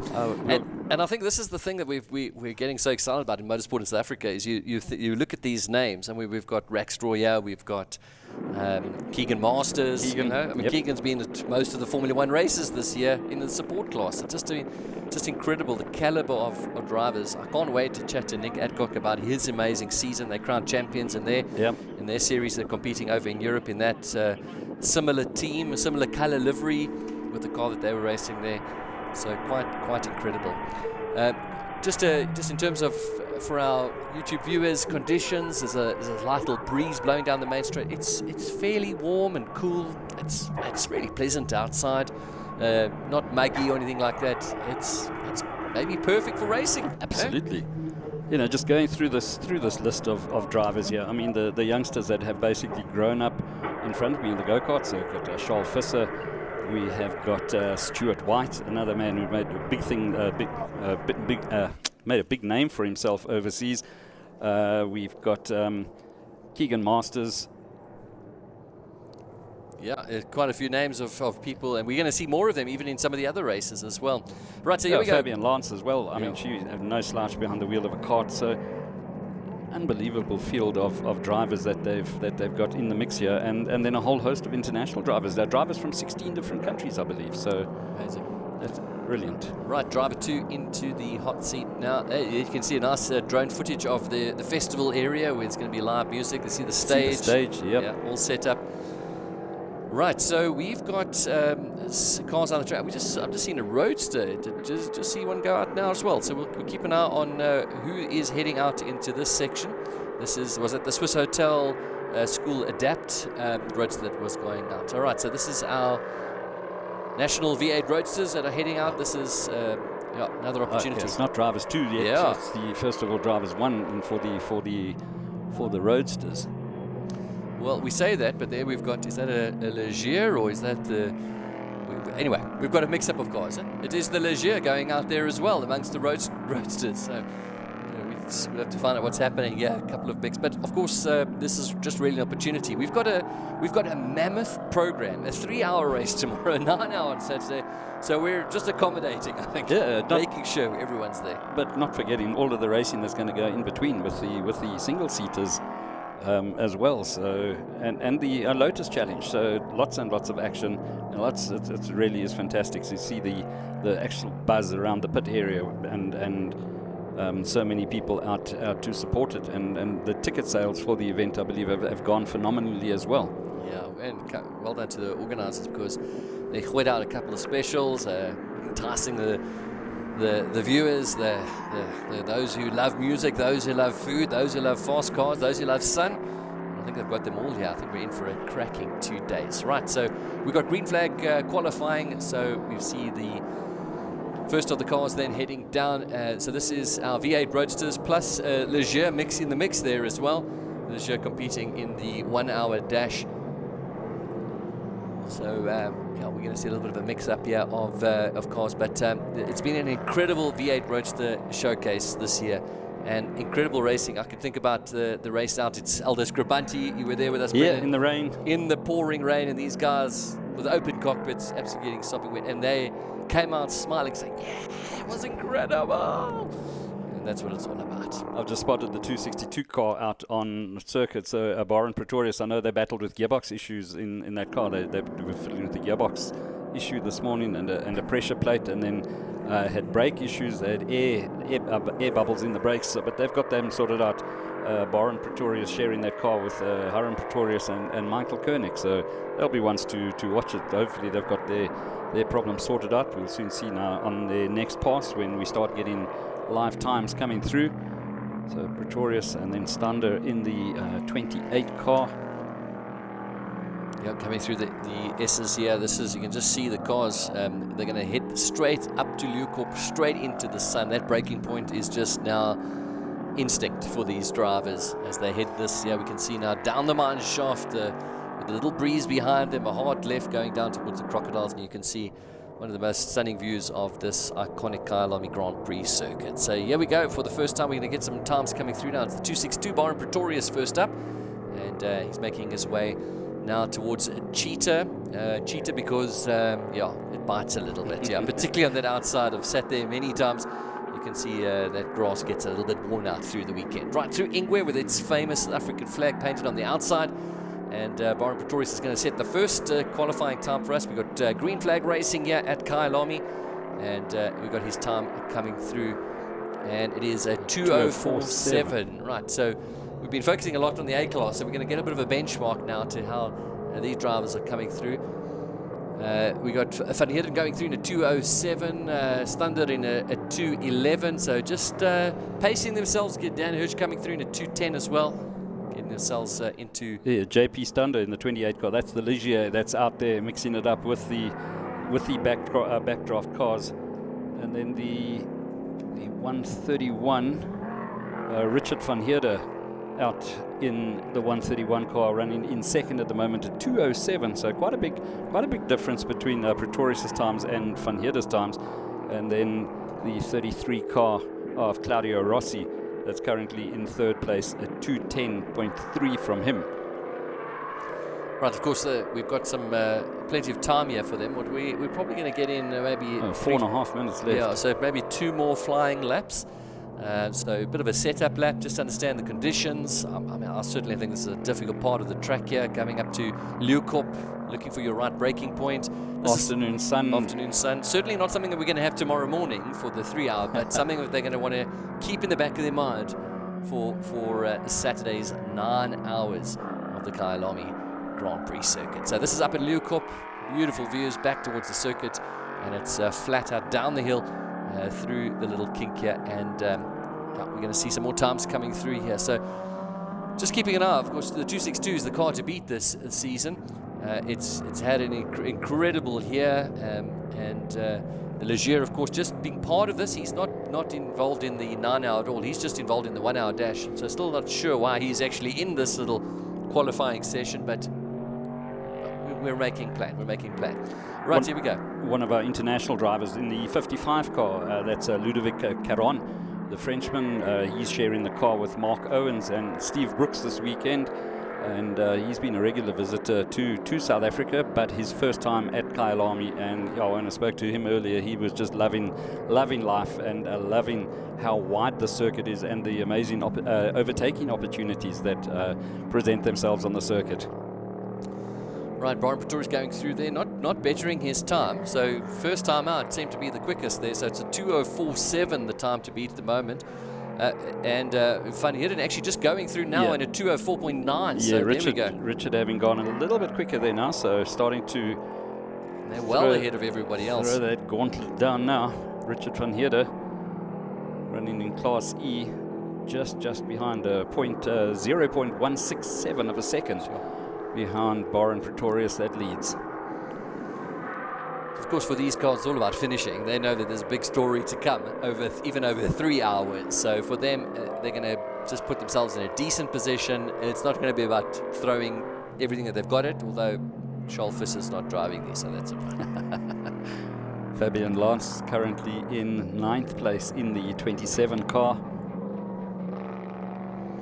And how much we're probably going to get one more lap in here? Yeah, 2 minutes and 7 seconds Yeah, left so in the session. So it's amazing how quickly the time runs out. You're so enthralled about what's happening out on the track. It just the 10 minutes just seems to fly past. Yeah, well, of course, a lot of these drivers are 2-driver teams, some of them 3-driver teams. So they're going to need to all get a chance to go now in this session as well. Right, so there we can see the Ligier that's currently running in 3rd place. Thunder, where he's 4 seconds off the lead there, but he's not affected. He's doing his own race here. He's doing his qualifying right now. It's still Warren Pretorius and Rich van Heerden that are leading the way, running in the 2:04s at the moment. So we're pretty much going to see the checkered flag coming out here soon, and an opportunity then for us to see where's the best of the guys. Remember, it's going to be the average of the 3 times, Yeah, not correct. just Yeah, on take the way. the average time. Mark Harvey having just improved there as well, up in the 2:09.6 from Harvey in the 23 car. So we have got just over a minute left, 1 minute and 8 seconds left in the qualifying session. So this is where it's going to come down to now. Yeah, and Final moments. Just the back wheel of the car lifting off as they go through the tight corner. in fact, just looking out the commentary booth, yeah, we can just see that the breeze just picked up a little bit, which is going to help them down the main straight, but certainly on the backside of the track, heading up towards Sunset and up to the top of Lukorp, just going to have a little impact. And in fact, that's what we're seeing on the times. They're not really improving here. Cooler conditions, perhaps, getting to the evening. We thought as we saw with some of the others, getting quicker and quicker. What we're seeing here is perhaps not so. But here we go, the number 33 now, going up into 3rd position, and also now into the 2:04s. So, well, just outside the 2:04, 2:05.08. As we count down here, we're going to see the checkered flag coming out shortly. 15 seconds. Claudio Rossi into 3rd place at 2:05.084. So it is still Warren Pretorius setting the benchmark at 2:04.7 as the checkered flag starts waving furiously in the afternoon wind, late afternoon, having just passed the 6 o'clock mark. So lots and lots of action still to come. Well, there's a bit of a benchmark for us. 3 names to remember as we head into the weekend's racing. Pretorius, Van Heerden and Rossi. They were the fastest out of the 3. Of course, they've still got their teammates to go, so we don't know where they're going to qualify. But for this session, they've certainly given their teammates a great opportunity to qualify near the front of the field. Yeah, Claudio and Mario Rossi sharing that car. A beautiful Alfa Giulia. It is an absolutely magnificent looking car. So they'll be one to watch. And obviously the Rossi name, it just hits you right between the eyes. So there'll be lots to follow. But I'm very impressed with Warren Pretorius. Well, he's going through one more time here. Let's just see if he's improving his time at all. He was on a 2:04.7. And he doesn't improve it. So I think that's sort of 2:05. Yeah, the times are definitely.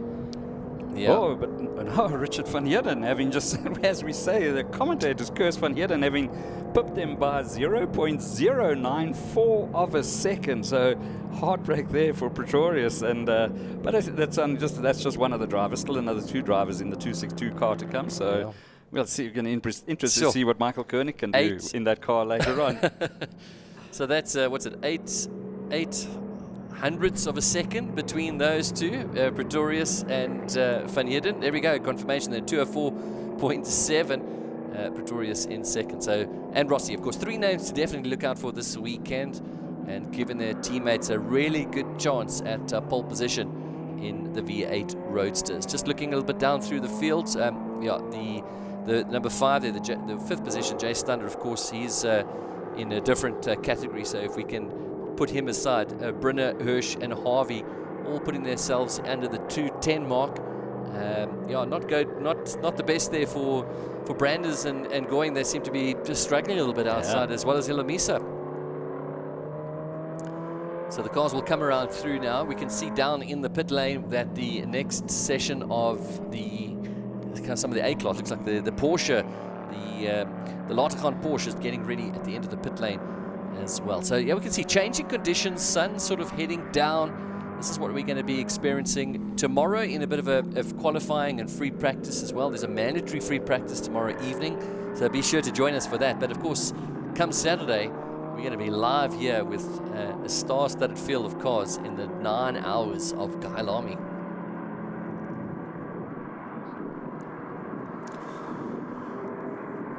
So there we go. It's the end of that session, and we are getting ready to now see the next set of drivers coming through. Stephen Koenig going to be joining us once again, and wonderful to have Mr. Ernst Page back on the microphone here for endurance racing, and so looking forward to this next little session here at the preparation for the big weekends of racing.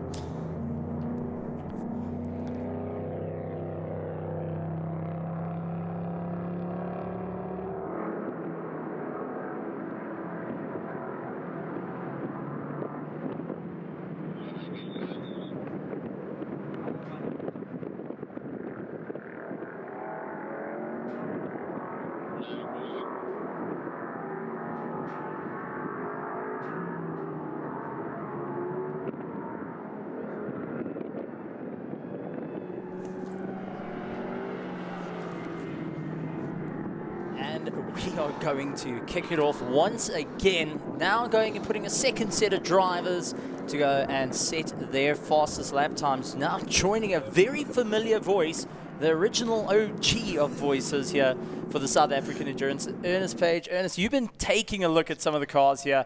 It is wild, and with Charles Visser setting in a blazing lap, I'm sure also got a bit nervous of a very close call indeed. Whew, such a close call, and Steve, glad to be back.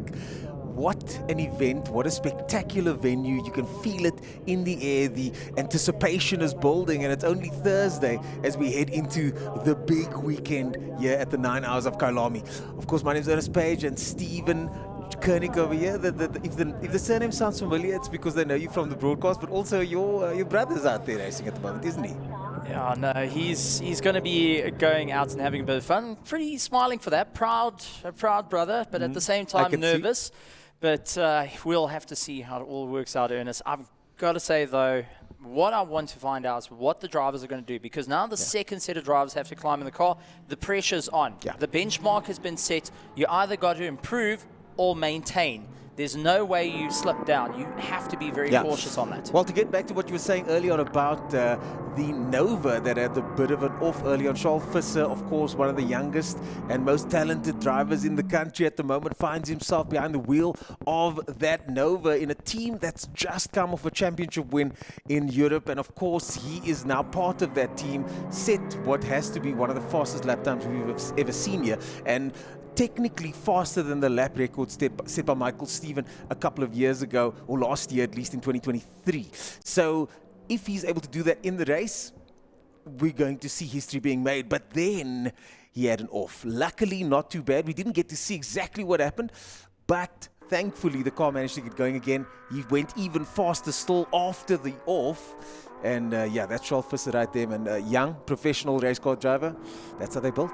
Well, we're going to have to see how it works out once again. Now he's got to rely on his teammates, but like all the drivers that are out onto the circuit now, going to try and set that benchmark, maintain the lap that was set by driver one, or improve. That is what's going to be going through the radio comms of every single one of these cars. Focus, get your head down, make sure you've got a clear circuit, and go for it. And while the person that is really going to go for it is the BBR team, going and getting their car out of the pits first. They have the clear circuit, breaking away from the Bigfoot Express AMG Mercedes that's going to be taken to the circuit. One of your personal favorites, if I remember correctly. Oh, yes. I've always been a fan of Sun Moodley, but specifically the car is just a gorgeous car to look at. The sound that it makes as we jump now on board the Nova, which is one of Cape Town's finest and proudest exports, I've got to say, simply because it is one of those cars that could potentially set lap records all over the country. It's developed out of Cape Town. Rico Barlow and his team have been working very hard on this car. They got Claudio Piazzamuso from RDSA, and of course the world karting champion involved as well, Jesse Huggett's involved. So this is the team that the Cape Townians are supporting, but I'm from Cape Town, so I can't be biased. So I'm supporting a couple of guys here this weekend. But at the same time, we want to see greatness. We want to see the fastest be out there. We want to see the best doing their best. And speaking of best, Masters certainly one of those, isn't he? Now, Keegan Masters behind the wheel of the 992 Cup car that's out there. Absolutely stunning to have it around. And one in the country at the moment. There may be something coming in the woodwork. We don't know. But looking at the amount of teams bringing in some brand new machinery and bringing some of the best. And we're really looking forward to seeing how it goes. So Stuart White is also out on the circuit. He has to try and improve the lap time. Remember, his fastest lap time will be added with his teammates, then divided by the number of drivers to get your aggregate. So he needs to keep up, and the bar has been set at 140. If he needs to try and get as close as possible to it, unfortunately, power to weight ratio is not in his favor, but that screaming V10 has enough legs down the straight to make up that bit of time as we do jump on board with the Nova Proto, and also running into a bit of traffic early on. This is going to hamper the lap times through the S's. And this may be the saving grace for the Inter-Africa team, and not quite for the Just for Sleep Rico Barlow Racing. Well, they've got 6 minutes on the counter, just under 7 minutes as he heads to the top of the hill, and then the left-hander, the double left-hander, down the mine shaft where it's flat out, and let's see if he can maintain that. More traffic up ahead for that car over there. So let's see how the Nova does as the rest of the lap unfolds, and there on your screen is the Bigfoot car at the moment with Mauro behind the wheel as we speak.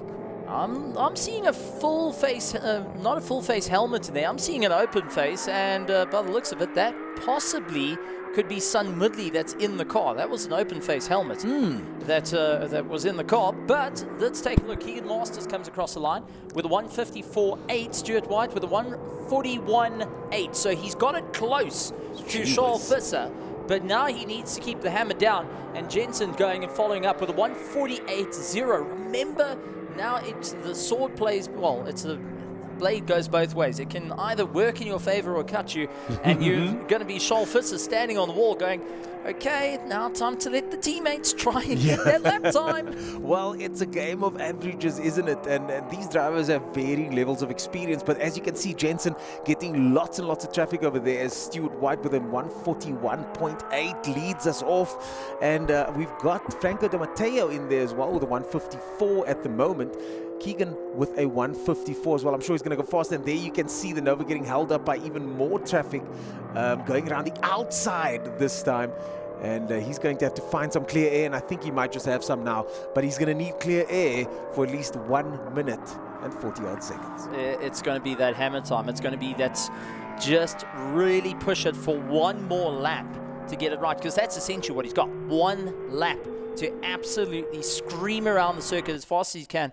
This lap is not going to work out in his favor because he was held in behind the Mercedes AMG, the Bigfoot Express car, for quite some time. So he's going to have to utilize this lap just to bring the temperatures up, get the car ready, get psyched up, final corner, and give it everything she's got to try and get the Nova Proto across the line, considering this car is closer to an LMP3, which, well, for the entire team, they're very familiar with it, going and winning the class for the LMP3s in the European Le Mans. So I'm really looking forward to seeing what they can do here at Kyalami. And this is in preparation for the 3 hour, because this will be able to jump them in the championship for the doubleheader running on Saturday, which will be the 9 hours of Kyalami. So double points is on Saturday, but the key is getting it right tomorrow and ensuring that you qualify well today.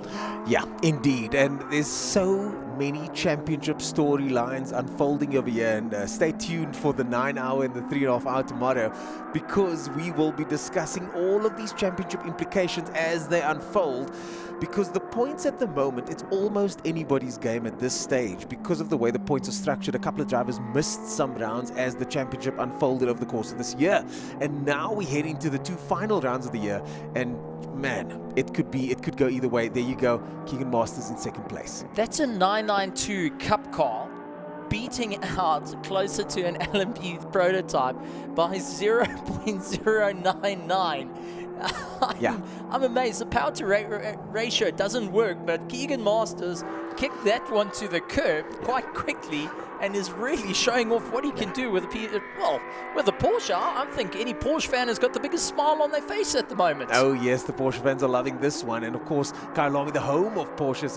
I'm sure Mr. Toby Fent is watching on and smiling himself as well.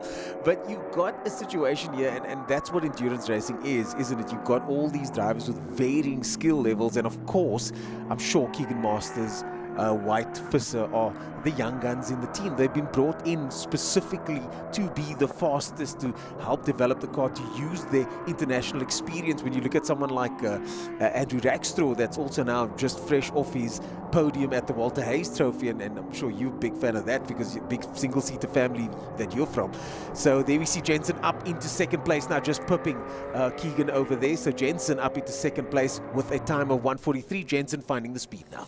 Yeah, still 3 seconds off the time though, and he's got to try and find the leg up. If he can get it to a 1:41, it will close up the gap between himself and Charles Visser, which is what's needed. But we also got to take a look at Sam Hamlin doing a fantastic job leading out the B-class cars at the moment, but he has got JP Morrow going and chasing him down, considering it's his first time out at Kyalami in the Bigfoot Express car. He's going and really putting his foot down. Franco Di Matteo now going and also having a bit of fun. He's actually teamed up with Mike McLaughlin and Steve Clark in the carbon car. So, well, you've got a multiple champion going and having a bit of fun, and one of a, well, prototype one of one that's built here locally. Then you've got the Robinson family. They're running in 7th with Franco in 8th and Anthony Pretorius, who's currently in 9th place. They're the only C-class car currently out on the circuit trying to really put down the hammer. Their fastest lap time at the moment is 2:03, and they are closer to Rob Franco with a 2:03.366. So very close at the back between the D's and C's, but we are running out of time, and Jensen's got to knock off 3 seconds to just bring that gap as close as possible to Charles Visser. So no pressure, but as we jump on board with the BBR Porsche, absolutely amazing to see the car going out. And this 992 is just an absolute treat to see racing around the circuit. Very, very capable here at Kyalami as they head up to Cheetah. It's going to be a quick dab of the brakes, get onto the throttle as you exit out and let the car a little bit understeer. Now heading towards, he's going to pull into the pits. I thought he was going to go for another lap, but the team deciding, you've set the pace, well done, let's keep it there, let's keep the car sorted and focus on for the next qualifying, as it does look like JP is going to have a bit more of a run as he comes charging across the line, trying to improve his previous lap time, and unfortunately wasn't able to do it. Did a 1:54.1, couldn't beat his 1:52.6. So I'm very much looking forward to these times being added up, because my brain is hurting just thinking about adding the two sessions together so far. But just to refresh everybody's memory, Charles Visser with a 1:40.9 earlier on. His teammate at the moment on your screen over there in second position. So that is Jensen with the best time of 1:43. So Nova is leading at the moment. Looks like it. Nova's leading at the moment with Inter Africa in second. If you work out the times, that's what you're sitting with at the moment. And Charlotte has thrown his best, but now it comes up to adding another driver into the mix. And then, of course, we can't forget that this isn't just about Class A. We've got Hammond leading off Class B over there. You've got Robinson leading off Class D, followed closely by Franco over there. And yeah, it is going to be one of those weekends where these drivers, they need to bring their A game, isn't it? We can see that over here, that these drivers have to be able to deliver in what is now, I think, a very changeable track condition. Well, if you think about it, you've got to score points for round 5. It's going to be the maximum amounts of points that you can do until round 6. Round 6 is happening on Saturday. That is going to be double points. That can either work in your favor or fall, but you do want to have an opportunity to have a bit of a fallback. If you can edge out by 1 point, which we have seen last year, coming in favor of Stradale, it's going to be a very, very interesting one. But just a beautiful shot of the Lamborghinis out on track. And I've got to say, the Hammer team coming in with an absolute gorgeous vehicle, a one of one in the country. And that is the Lamborghini's own challenge car, same as what Ferrari had with their 488 Challenge and the Ferrari Trofeo. Lamborghini has brought their side of things with the Trofeo, and I've got to say, the little fin on the back tends to finish the shape for me. Oh, yes. Over the likes of just the flat back we see on the GT3s, but the GT3s are really showing they've got the legs to do it. And we cannot count out the beautiful Mercedes AMG, the Bigfoot Express coming out and having a bit of fun. And it's a good pairing between JP Morrow and also Sun Mudley getting behind the wheel. They're going and really trying to push their car a little bit more. Also, a little bit of a different color to the last time you saw it. You saw it when it was all plain silver. And either way, to me, that car looks amazing. We see Mauro with a 52 over there. And yeah, let's wait and see how those averages average out as he goes to complete his lap. Most of the cars now finished with their qualifying lap. This, of course, was session number 2. Then we're going to swap over to allow our Class East to go out, and they're going to have their second drivers get into the vehicles to have a go out of it. But I do want to point out it is starting to get a little bit darker with the shadows out there. So we're going and having those change of conditions that are really going to tweak things a bit. Yeah, so for those of you that are wondering when I mentioned changeable conditions, no, there aren't any rain clouds on the horizon, but the circuit was, as you mentioned to me off air earlier on, exceptionally hot at the start of today. And now, all of a sudden, the circuit's been rubbered in. We've heard, you've told me some accounts of drivers where they've talked about the fact that there is a lot of rubber laid down on the circuit. And now, as the sun sets, the whole circuit, most of the circuit, has not got any sunlight on it. And it is, we can feel it. It's getting cold out there at the moment. It's going to be an interesting one for all the cars going out. But we do have our Class E's going out, and I can share a bit of information as... This is from my own brother going and saying Bonnet first out, he went out onto the track. Horam is going to be the second in the car, then Michael's going to be third for the PT3 Racing. But Bonnet has gone and radioed in that the gearbox is giving trouble and not quite able to get it into gear. It's battling a little bit, so they're going to have to... all the gears, or just now my diagnostic mode is going into well, action, they were battling with the pressure plate that was brand spanking new that disintegrated when they got it to the circuit. That's the clutch that's causing the gears not to be selected. No, that is not ideal, not at this stage of the day, but they've got time. And this is why the day and the weekend has been structured as it has, because now tomorrow morning they've got the 3.5-hour event, just over 3 hours, and then of course the 9-hour much later on. They've got more than a day to sort that out. So the drivers have plenty time to fix any problems. The weekend's been structured that way, but you still don't have to deal with a clutch pressure plate issue. Yeah, it's not quite how you want to start off the run, but now we're going to see what the drivers are going to do. It's qualifying. You're going to have to just drive through it. All drivers have to set a time. You don't want to take an unnecessary penalty for not having it. So let's see how it's going to work out for our drivers. Well, it is almost time for the V8s to hit the circuit, and as Stephen mentioned earlier on, the V8s are now a national category, and so many new developments happening on the local front when it comes to motorsport. It's going to be a very, very interesting weekend, and oh man, my nerves are on the absolute limit at this point, because the championships being so close, we have got such a star-studded cast as well of drivers being out there, star-studded teams being out there. And, well, I've got to say, it's also nice to be working with all the talent that's coming into the SAS as well, like yourself on a return, and a beautiful shot of Midrand out on the... Thanks for calling me talent, but I'm more than just a piece of meat, okay? Well, well, let's talk about what's out on track, and it's a little bit more of fiberglass and steel, I would put that. That's true. The real brains in these outfits, of course, behind the wheel of these vehicles. It's a thinking man's sport, especially endurance racing. And these drivers and teams have really got to figure out what is the best strategy for them at the moment. And of course, now it's the turn of the V8s, a series that has now been, as I mentioned earlier on, officially nationally classified. And they've got an Index of Performance Championship as well as a championship as well.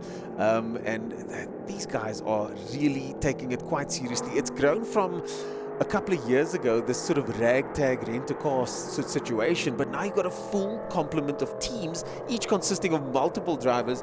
You've got a couple of drivers coming from very, very prestigious series coming to join in this backdraft series, and anybody can jump in as well. You put your money down and then off you go.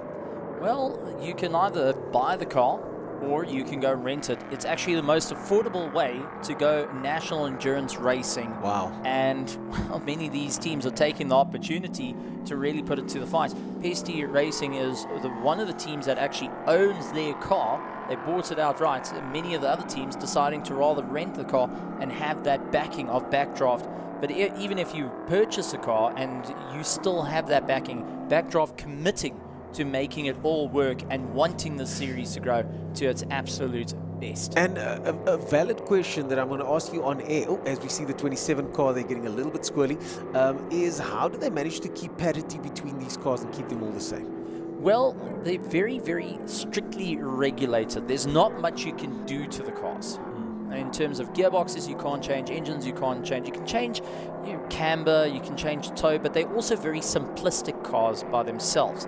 So there's not many things that you can actually change. It's not like going up to a single-seater and going and modifying a whole lot of bits. You can't change the springs to work with it. It's very heavily regulated, and that's what's made it so successful, because it's easy to learn, it's easy to drive, it is also easy to just be competitive without having to go through all the loops here in motorsport, where trying to get the fastest car means that you're tweaking every little bit. This is now camber, toe, tire pressure, brake bias, go for it. Yeah, well, speaking of camber, toe, tire pressure, brake bias, we've got Lonica Martins over there in that black car, absolutely finding the limit over there.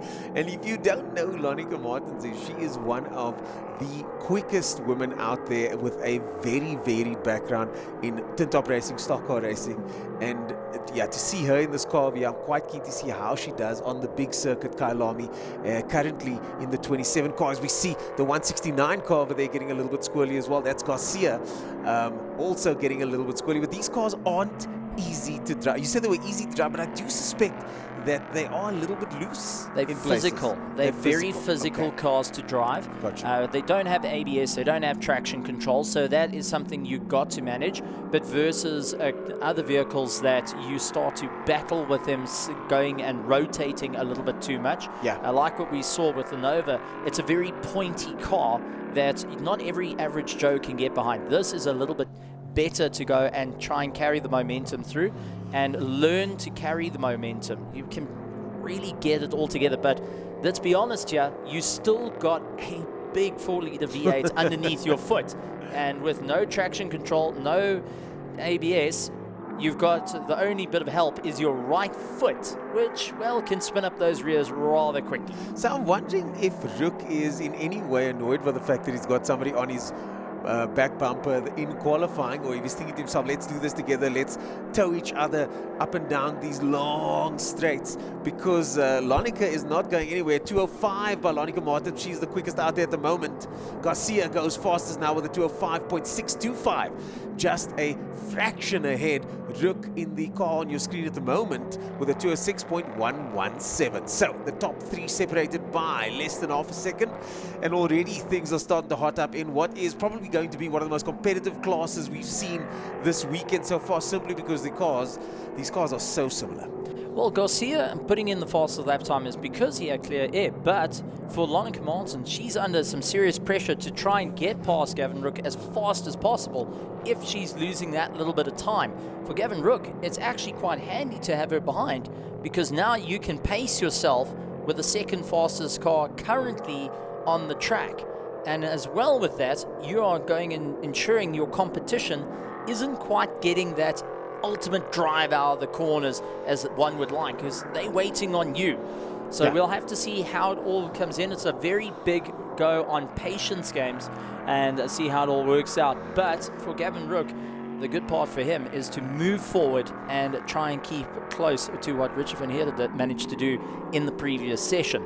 So we're going to have to keep a very close eye on how this is all going to work. So yeah, we'll have to keep a very close eye. I'm trying to do my calculations over here. The 169 car, the previous lap time for that car was a 209. So the two front runners at the moment in the 205 second range are quite a bit faster than their teammates, with Lance early on in the 27 car doing a 210 as her best time. So I do think that those two cars in front have it all to play for, but that doesn't count out the guys further back like Wilson there in the number 23 car, because it's all about averages, isn't it? Well, that's the thing. You've got to try and close up those averages to be in best contention. You don't want to be the slowest car on the circuit, but if your teammates has had a rough run, you need to go and at least take 2 seconds out of their time to make it a little bit more advantageous. But take a look at Lonica Martins and Garcia's time, 0.011. And Gavin Rook, even closer than that behind Lonica Martins. Jeez, I mean, it's tight up front. this is going to be an absolute cracker of a qualifying, but we're running out of time, and it's getting darker out there as we're starting to see the lights becoming a little bit more visible out on track, which means the third set of drivers is going to be doing it in they're going to be in a little bit darker conditions, and that is going to point out the averages are starting to get a little too wide. Yep, Dean Walson over there in 4th place. That's Harum Pretorius over there just behind him in that pesty car over there. Bardent earlier on setting his time. And again, the calculations here in the commentary box going furiously as Bardent with a 2:04.799, which would have been the fastest time here, is what he said earlier on. Van Heerden with a 2:04.7 as well. So the fastest in the previous group were a little bit faster. And is that a sign of the track conditions changing? We don't know. But certainly when it gets darker, there might be some differences in the third group as they go out later on. But for now, the top 3, just look at how close that is. Unbelievable. It's neck and neck, and it's anyone's game for it. I do think the track conditions, with it cooling down a little bit and visibility becoming a bit more tricky, is starting to affect the drivers. But it still leaves it wide open, because now it's how close is the third driver going to be to the second driver if you have to take your driver 1 out of the equation on this. So there's so many guessing games, there's so many working out on the points, and we're not working with a second, we are working to the 1,000th of a second for each of the drivers and each of the teams to be standing on the grid. I mean, this is, you're working on a calculator. You pull out your calculators, all the math that you did in school. Guess what? You're going to have to do it all over again here today to ensure who is starting where. What we can tell you is you're in for a banger race with the National V8s, and they are putting on a great performance. But Garcia out there is really going and taking the fights at the moment. Pedro Garcia, an unbelievable motorsport athlete from Brazil. Lots and lots of accolades to his name, so no surprises there that he's currently at the top of the standings. And early on I asked if he might be bothered by having somebody close behind him. Clearly not. Pedro Garcia doing quite fine there in first position. Lonica Martins just behind that, still in the 2:05. And just look at how consistent their times are. The best time for Garcia, 2:05.625. His last time, a 2:05.661. Best time for Lonica, just set her fastest time of 2:05.636 in her last lap. I think Lonica's actually pulled in. I don't think she's done any more laps. She's done 1 lap according to my data system over here, with Rook having done 3 laps with a 2:05.642, also just behind. So those top 3 guys really all to play for. But don't count out any of the other drivers further down the order, because it is still relatively close up until 8th place. 2:10 for 8th place over there, 2:09, I apologize, for 8th place in the number 10 car, and Rubelutza also with a 2:10 earlier on. So lots and lots of action still to come, I suspect. So yeah, I do think that it's going to get quite close as we head to the checkered flag. Yeah, it's down. The time has counted down. It's time for the flag for this session. Well, this is it. If you're not on your fastest lap at the moment, you're not going to have an opportunity ever again. So going and launching his way around, trying to carry as much momentum. Garcia not going and holding back, going to come across the line. Is it going to work out in his favor, though? A fastest lap time, a 2:05.097 on the last lap. Wow.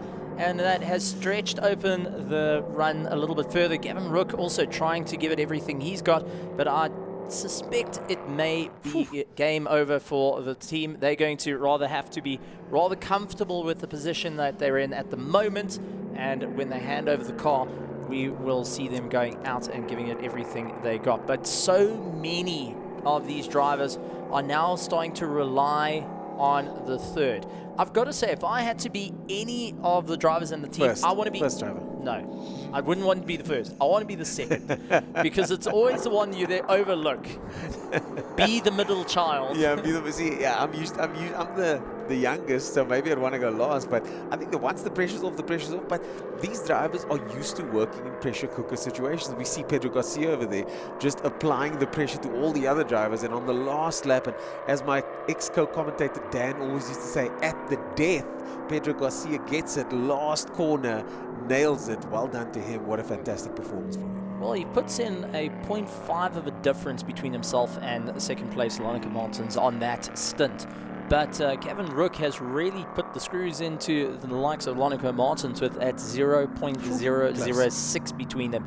So this is going to have the team squirming a little bit, trying to figure out what's the plan, where they're going to go from this, and how they're going to move forward. But we're going to be moving on back towards our faster cars now. They're going to be heading out onto the track with their final set of drivers as well to have a bit of fun and see what they can do. Pressure now coming down. Who's going to start in pole? Is it going to be the Nova Proto, the Just for Sleep, that has put in the fastest lap time in qualifying, and the teammate of Jensen getting so close to it? Or are we going to see the likes of the Into Africa have a fighting chance going into turn 1 tomorrow when we kick it off for the 3 hours of Kyalami? I mean, this is turning into a hectic weekend, and I can't wait to see the fans pouring in to see this, for everyone joining and watching the qualifying. I know that there's more than enough comments going through and saying, well, there's some proper fast machinery that's looking to have a bit of fun. Oh yeah, proper fast machinery, Lamborghinis out there, Porsches out there, of course, that incredible backdraft that we've known to love over the years, and how it's evolved over the years as well, as we get an amazing shot from what is one of the most iconic spots. If you've played Assetto Corsa, you know what that shot is. The South African flag on Kyalami International Raceways. And I mean, what a circuit, what a facility. And yeah, just what a venue to host something like this. It's played host to many, many big events over the years.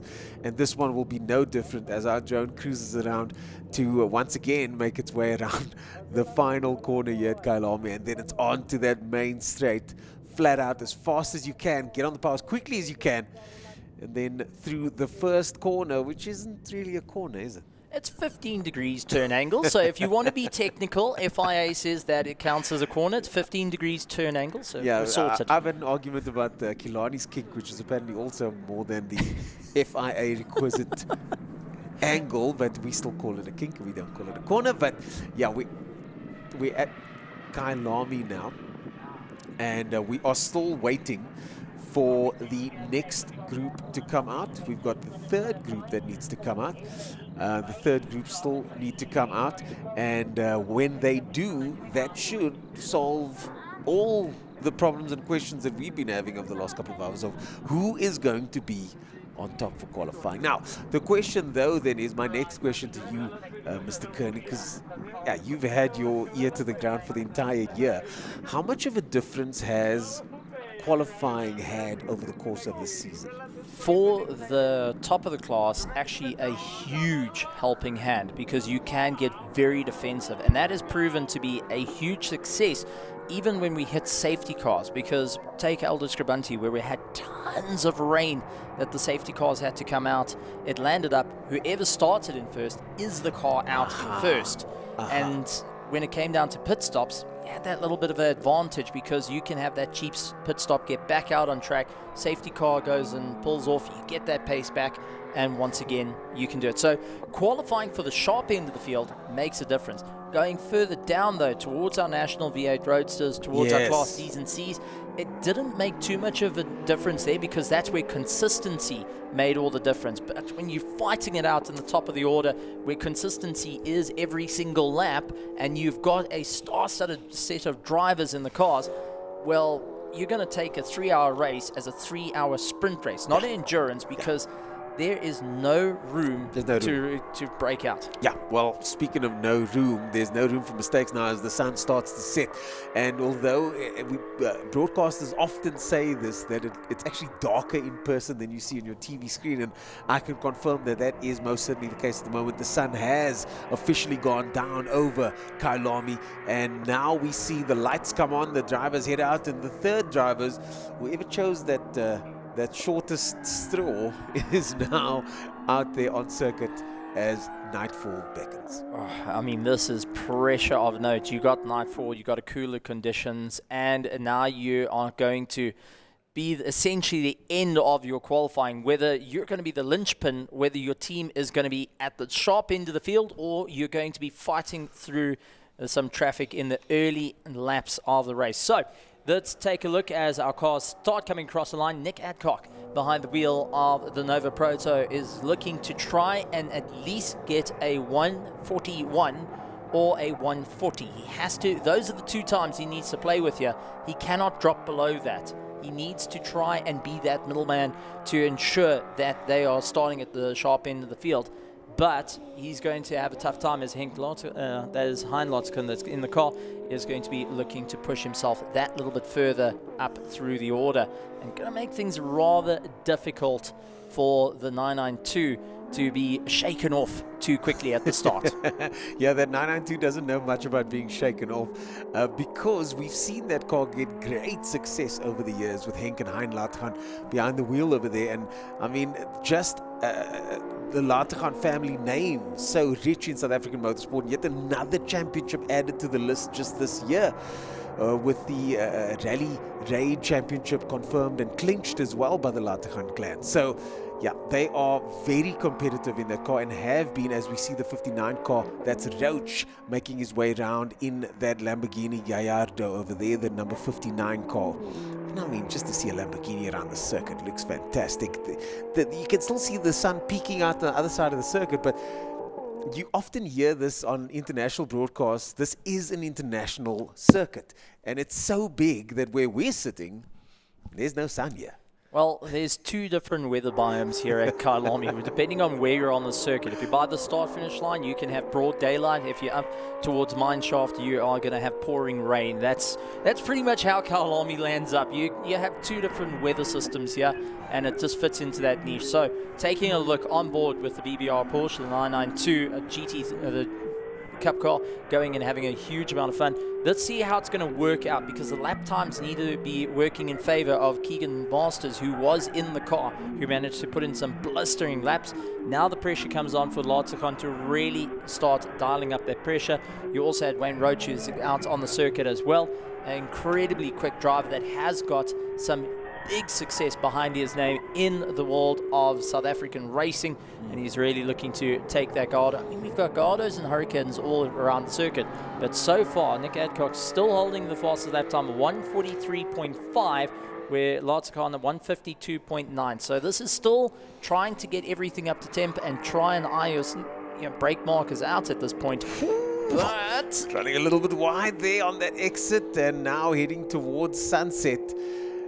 Keep to the left, swing it in hard, and Hein Lotzken over there on the limit by the looks of things. We don't have that many cars out on circuit at the moment because not all drivers have to go out now. Obviously, if you're in a two-car team and two of those drivers go out, so we've only got a couple drivers out at the moment. Nick Adcock there with a 143, Lotzken with a 152 at the moment. Still probably needs to set that time, so let's keep an eye on those timing boards. Nick Adcock with a very respectable 143.5 at the moment. Remember, Jensen said a 143.1 early on, as we see the onboard now of the Nova making its way down the main straight. The circuit looks a lot narrower from inside the car. He's going to keep to the left now and swing it in right on that non-corner, as the FIA likes to say it is a corner now, into the first turn, hard on the brakes in the fastest section of the circuit. So you've got to slow down all the way for that tight left-hander now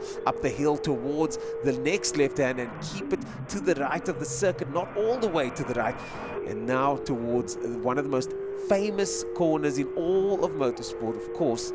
And if you've ever been here as the sun's setting, you know exactly why it's called sunset. Absolutely stunning. You power your way through. A little bit of a drag out of the nose. You want to then stomp on the brakes on the 50-meter board, turn it into the left-hander as you make your way through Clubhouse, and now starting to eye out the S's. It's going to be a dab of the brakes, down a gear, and then starting to make your way through the S's. A very, very tight line he's running, and now you start your charge up towards Leeuwkop. You're going to get over the crest. You're going to see the tree on the right-hand side, and yes, we say a tree. There is a specific oak tree that you look for. That will be your sign of hit the brakes. You're at the 50 meters. Hit the brakes, double apex, now charge down the mine shaft as fast as you can. These cars will be going up to about 330 kilometers an hour before they have to brake, heading into a Crocodile, a long open corner that allows for a lot of movement, and then heading towards the infamous cheetah, where you can either get it right or the cheetah will find its prey. Looks like it. Nick got it all right. Hard on the anchors into Ingwe. A very, very tight line, opening it up a bit to try and get the power down. He needs to beat his personal best of a 142.5. Can he do it? And nope, 142.6 on that one. So close. 142.6, so close, but a 142.5 is a very respectable time, very good time there indeed, and maybe... It's his personal best around Kyalami. Yeah, Full stop. Well, that's good enough then. He should be happy about that, I'm sure. 142, not too shabby over there from our man Letlaka with a 145 earlier on, and then White with a 141. So I think we need to get those calculators out very shortly, and hopefully we can get some of that information on screen so we can see exactly what that time is. Hein Lateghan over there with a 149 currently, and I'm not too sure if he's going to go much faster than that. We saw Henk Lateghan do a 148 earlier on, and then Keegan with a 145.8. So that Porsche, I think, as fast as Keegan was going, I think this is about as quick. Between 45 and 49 is where that car plays at this stage. So the Nick Adcock car is just out of reach at the moment, but who knows what can happen with more than 3 hours of racing. I think the certainty of starting out in pole is going to be a good one, but for the Inter Africa, going to be starting in second place. They are going to have to try and figure out what they need to do heading into turn 2 to ensure that they can get on a solid defense. Then it's about the planning during the course of the 3 hour. It's one thing having two drivers that you can really try and claw your way through 3 hour and 20 minutes worth of racing. But when you've got 3 drivers to try and cycle through, each needing to do 25% of the race, it means that Nick Adcock and his team are going to have to pit 3 times to swap out, where if you're lucky with the Lambo, you're only going to have to pit once. Well, getting back to, let's talk about Letlaka and, of course, his teammate, Stuart White. Yeah, they look like they should be in second place at the moment. And once the rest of the results come up, we'll talk about the rest of the classes, because so many classes to talk about. It's so fascinating to talk about these front runners at the moment, though, because they are just so fast. And where we're sitting at the moment, we can hear them flying by at incredibly high speeds, as we see what looks like Charles Visser walking in the pit lane over there around the Nova Proto, and the team looking on, just making sure everything's checked and ready to go, and make sure that the car is still in good condition. They've still got 20 seconds on circuit, so this is on board with what looks like the Hein Lateghan Porsche over there. And yeah, there we go, Hein Lateghan, the BBR Racing Porsche over there, as he makes his way to the final part of the circuit. You can see the bug splat on that windscreen. He wasn't going slowly earlier. No, it's definitely a little bit dirty, bits of rubber and bits of dirt, bits of bug all over. But I want to ask you, do you know what BBR stands for? Without Googling. Oh. Without Googling. Let's see. Black Bull Racing. Oh. So when it's a BBR Racing, you're going Black Bull Racing. Yeah. So, well, BBR. you could So I just say, call it BBR then. you could say that the likes of Wayne Roach is in the Black Bull that is going racing, putting in a very good time of 153.7, his personal best, and has really clawed the way up through the field. So they're going to be starting a little bit further down, but is a Class B car, so quite handy to be out there. Remember, this is a 3-hour race. Now, for those that are racing in the 9 hours, you will notice that there will be 4 drivers jumping into the car. So for 3 hours, though, 2 drivers is actually rather favorable over 3. Well, that's why the length of the actual event was actually stretched to over 3 hours to accommodate the third driver and make sure that there's no advantage to having a certain amount of drivers. They're trying to sort of balance it out. But let's see, tomorrow with these things, once the ball gets rolling, we've seen it with endurance races. After that first pit stop, nobody knows what's going on until you get to the last pit stop. Yeah, going back to an earlier one in Cape Town, where it was actually one of your broadcasts where we thought the leaders were all done, and next thing, well, it landed up with all sorts of mechanicals coming into play. Even earlier this season, where we thought, well, okay, there's nothing that could go wrong. Schalfus landing in the dirt in the last 5 minutes of the race. They had to drag the car out. Elder Scrivanti landing up at the start where we were talking about the Paul Hill and Bradley Liebenberg car. That was a fan favorite to get going. Unfortunately, that landed up catching the wall. So it's going to be an interesting race. Yeah. So, looks like we are heading into the final stages of the evening, but I do see the V8s out there over there getting ready to go for their final run. Yeah, looks like one more run for the V8s as we look over the Kyalami. We look over the sky of Johannesburg, and I mean, just look at that spectacular view as our camera pans over. And now we see the last of the cars coming out of the pit lane, and this is the final moment of the evening. The third drivers in these V8s need to now put on their best performance in not ideal conditions. As far as I know, they haven't had any nighttime practice at this stage. No, and currently in the 262 car is a person that hasn't had any practice at all in night with this car, and that is Michael Koenig. Michael Koenig, who's that again? I don't know, some guy that went overseas and raced. But it's going to be interesting to see how it works. To be clear, the brother of my colleague over here, Steve Koenig. Continue, please. Had to put that one in, eh? Yes, okay, fair enough. But they are going and driving with a bit of damage to the gearbox that they're going to have to replace the gearbox tonight to get it all sorted out. So let's see how it's going to go. For the championship leading team, the pressure is on, and Michael's got that added pressure to him to ensure that the team is high enough through the order.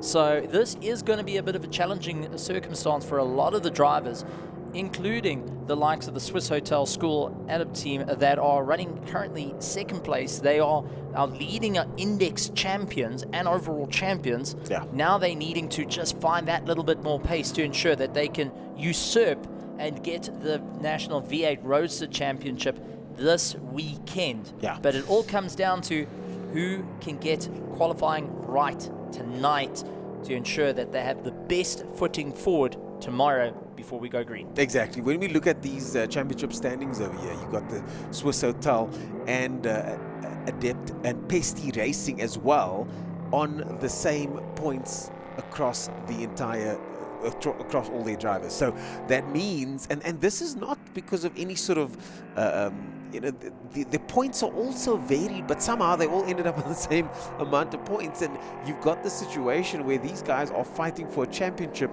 over the course of this weekend. And I'm looking very much forward to spending some time tomorrow to go find out exactly what the championship strategies are, because for me it's always exciting heading into the last round of any competition, because especially if it's still open-ended and it's anybody's game. At this stage, based on the amount of points that are allocated for this event specifically, yeah, some cars are still in it when it looks like they might not be.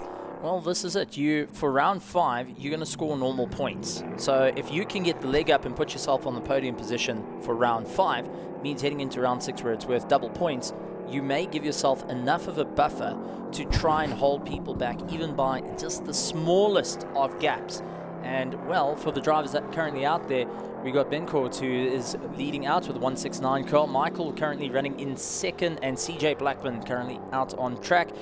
We got Mordaunt, who is out on circuit as well, and they are in some very, very tricky conditions under the lights of the cars, and you can see how they're bouncing over the curbs, just trying to find any sort of brake markers. And thank heavens those LED globes are definitely coming in handy to light up the circuit ahead of them. Yeah, the number 10 car over there, Blackman on your screen as the cameraman tries to find focus in these very dark conditions. You can now see it's pretty much from our vantage point here, it's almost completely black. The camera picking up a little bit of light and a little bit of haze in the sky as the next car makes its way across the finish line. And there you see the number 55 car, that is Brooks over there. Quite a few backdrafts out at the moment. You've got 7 of them out on circuit, and a colleague of mine from the motoring industry, Mashigo, Sechaba Mashigo, of course doing exceptionally well in the media challenge, winning his year, winning that championship, and then going on to compete this year again in the GR Cup, and now finds himself in a backdraft. Not his first time, but he is very much looking forward to being much more involved at the end of this season now for this final round, and obviously going into next season as well. So I wish Mashigo Sechaba lots of good luck in this weekend's racing activities. It's going to be a close one though, and as you said, not his first rodeo in the race. So taking a look, Michael Koenig able to put a 207.0 on the clock, with Bencourt running a 209.0, so trying to go and close up that gap a little bit. Let's see how it's all going to happen during the course of this. They've got 10 minutes to make it work to put themselves as high up through the field as possible. Remember, they're going to be the first cars to start feeling the faster cars coming through. Those Class A's, the Nova Proto, the Lamborghinis, all catching up to them roughly lap 6. Those cars are going to be on their tail. Every so 6 laps. You want to ensure that you're rather up through the field. And we've also got one of the most beautiful Alpha colors out on circuit. Not the usual red, not the usual silver, but still an absolute beauty out on the track, looking to make its way through. And that's Van Zyl in the Class C car, really putting on a great performance. Did a 206.02 over the National V8 Roadsters. Remember, a little bit more of a modified vehicle compared to the National V8s, which are a lot more strict in what you can do. Now, if anybody's ever said that those Alphas are unreliable, I think Van Zyl has proven them very, very wrong with this car entering an event such as this. And 206.024, respectable time for what has to be one of the most beautiful cars on the start grid. In the company that it's in, for a car to still stand out as a sedan is quite special, and that is a special car that I was quite surprised to see on the starting list. The Giulietta, which is a homage to the early 70s Giulietta that Alpha had, that did have a reliability issue. Somebody's jumped the curb there. The sausage curb has potentially claimed another scraping victim over there. And that was Michael. That was Michael. Koenig gets it, jumps it over the sausage curbs over there. And I've got to say, I was on the sim this last week. I haven't played Kyalami in a long time. I was on the sim, and that sausage curb gets me every time. To be able to aim the car into the groove alongside it, that is where the difficulty lies, and it's pitch black out there at the moment. So Koenig, hopefully, we saw sparks coming out the car, hopefully nothing damaged. It's a tough old horse, this V8, isn't it? Well, that's it. They are built as reliable, tough vehicles that you can jump into, and that's what has made the class so brilliant, because they're reliable vehicles. You can't call them old because they are built in the most recent times. They're sitting with 2022 chassis that are out there, and even modifications to 2023 spec. So they're not old vehicles, but they still have that extreme strength that it takes a lot to bend them.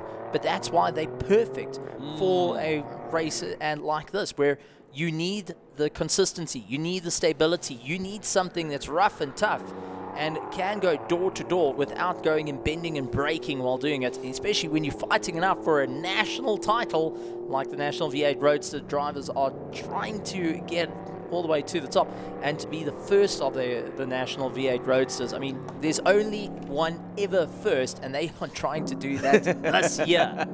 Yeah, that is true. That is true with national championship status, and championships are as Coach Claudio often says, won on the bad days.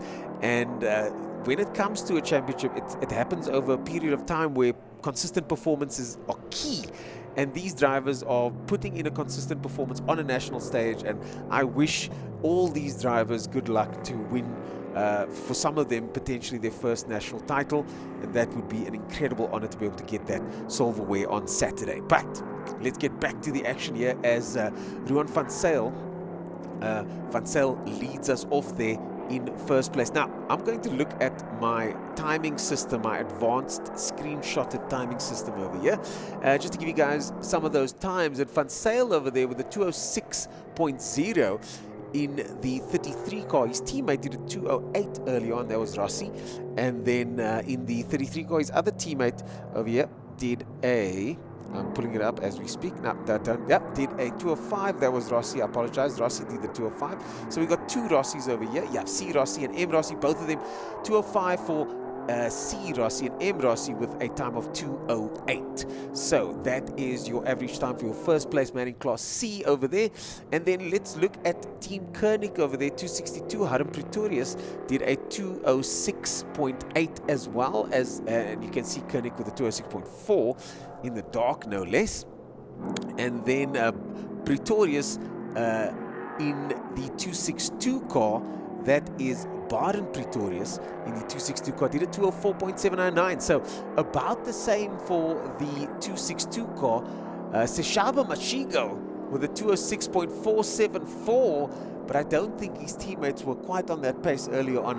They were quite a bit slower in that number 11 car with Holomisa with a 217 and Rubulutsa with a 210. So Mashigo flying the flag for the number 11 car over there, but I don't think he's in contention for that right in front sort of average best time.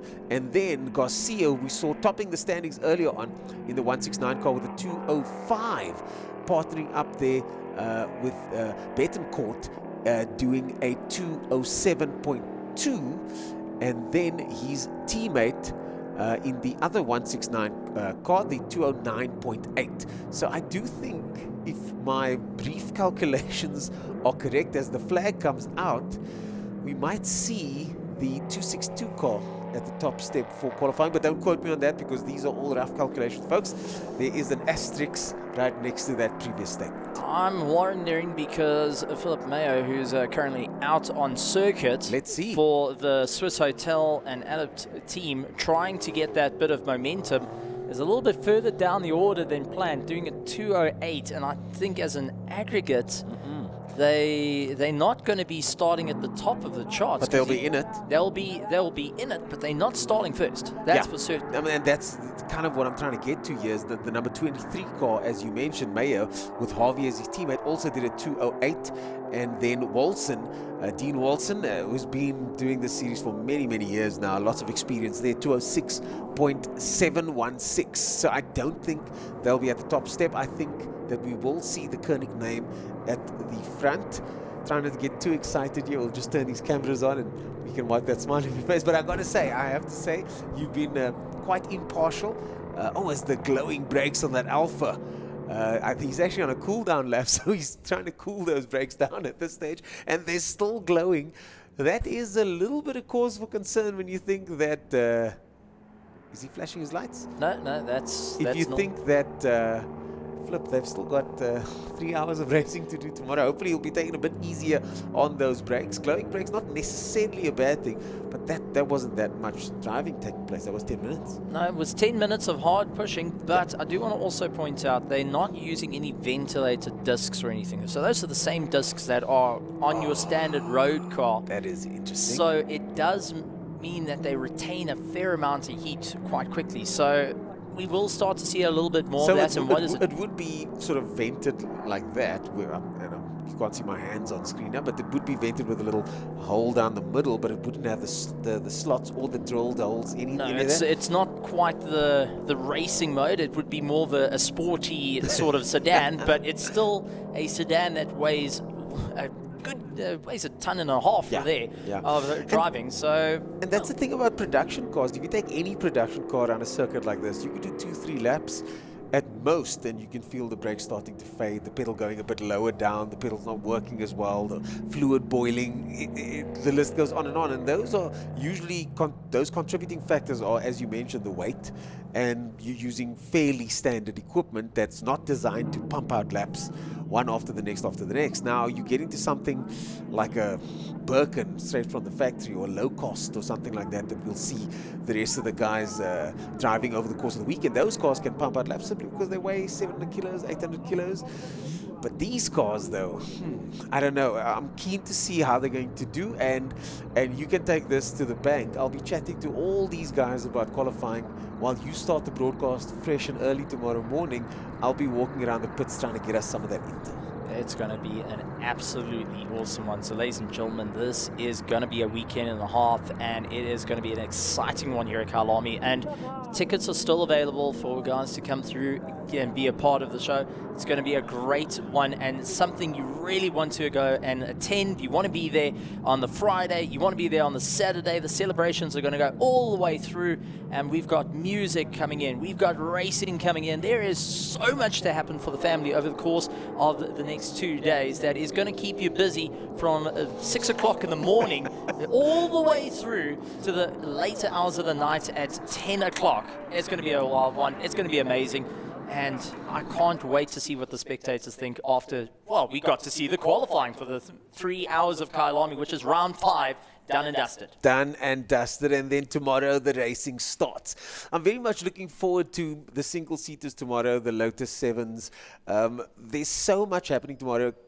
From your perspective, what are you looking forward to most, and what can we expect to see on track tomorrow as far as on-track activities go? Oh, that's a difficult one. I have to say I'm really looking forward to, well, first is going to be the 3 hours of Kyalami, round 5, because that can be make or break for the championships in all the different classes. It can also affect the index heavily if it goes on. So that is one that's exciting. Then my personal has to be the single seater festival that's happening, where we've got a multitude of different cars. We've got the Super Vs that are going to be putting on a performance. We've got a multitude of Formula Volkswagens, GTIs, Formula Vs From joining all us. over the country. That's it. It's DJ north. Boyson from Cape Town? It's north versus south, and like we got here, south versus north. We're going to see it running together on this one. They're racing out there. So those are my favorites I'm looking forward to. And yourself? Yeah, from me, I'm looking forward to seeing some of the best racing right up front of the SAES field, and of course that involves the Nova.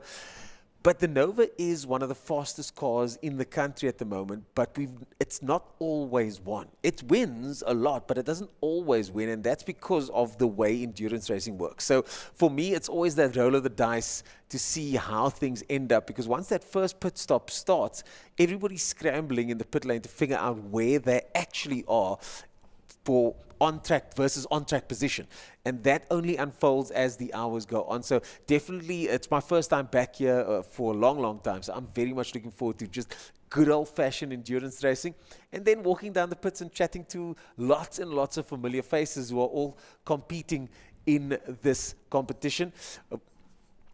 And we are going to be on air on 205 Supersport, catching it tomorrow morning, and it is going to be absolutely fantastic.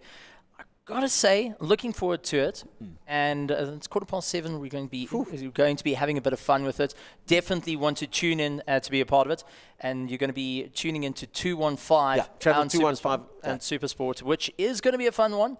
It's going to be great. It's going to be exciting. It's going to be nerve-wracking for a lot, and I got to say, it's going to be a fun one. Yeah, it's going to be early. But Ernest, welcome back, and I think send us out, buddy. Oh, thank you. Don't mind if I do. Well, folks, thanks so much for joining us for this, the qualifying. But the racing continues tomorrow at 7:15. Be sure to tune in to 215 on DSTV, where all the action will take place.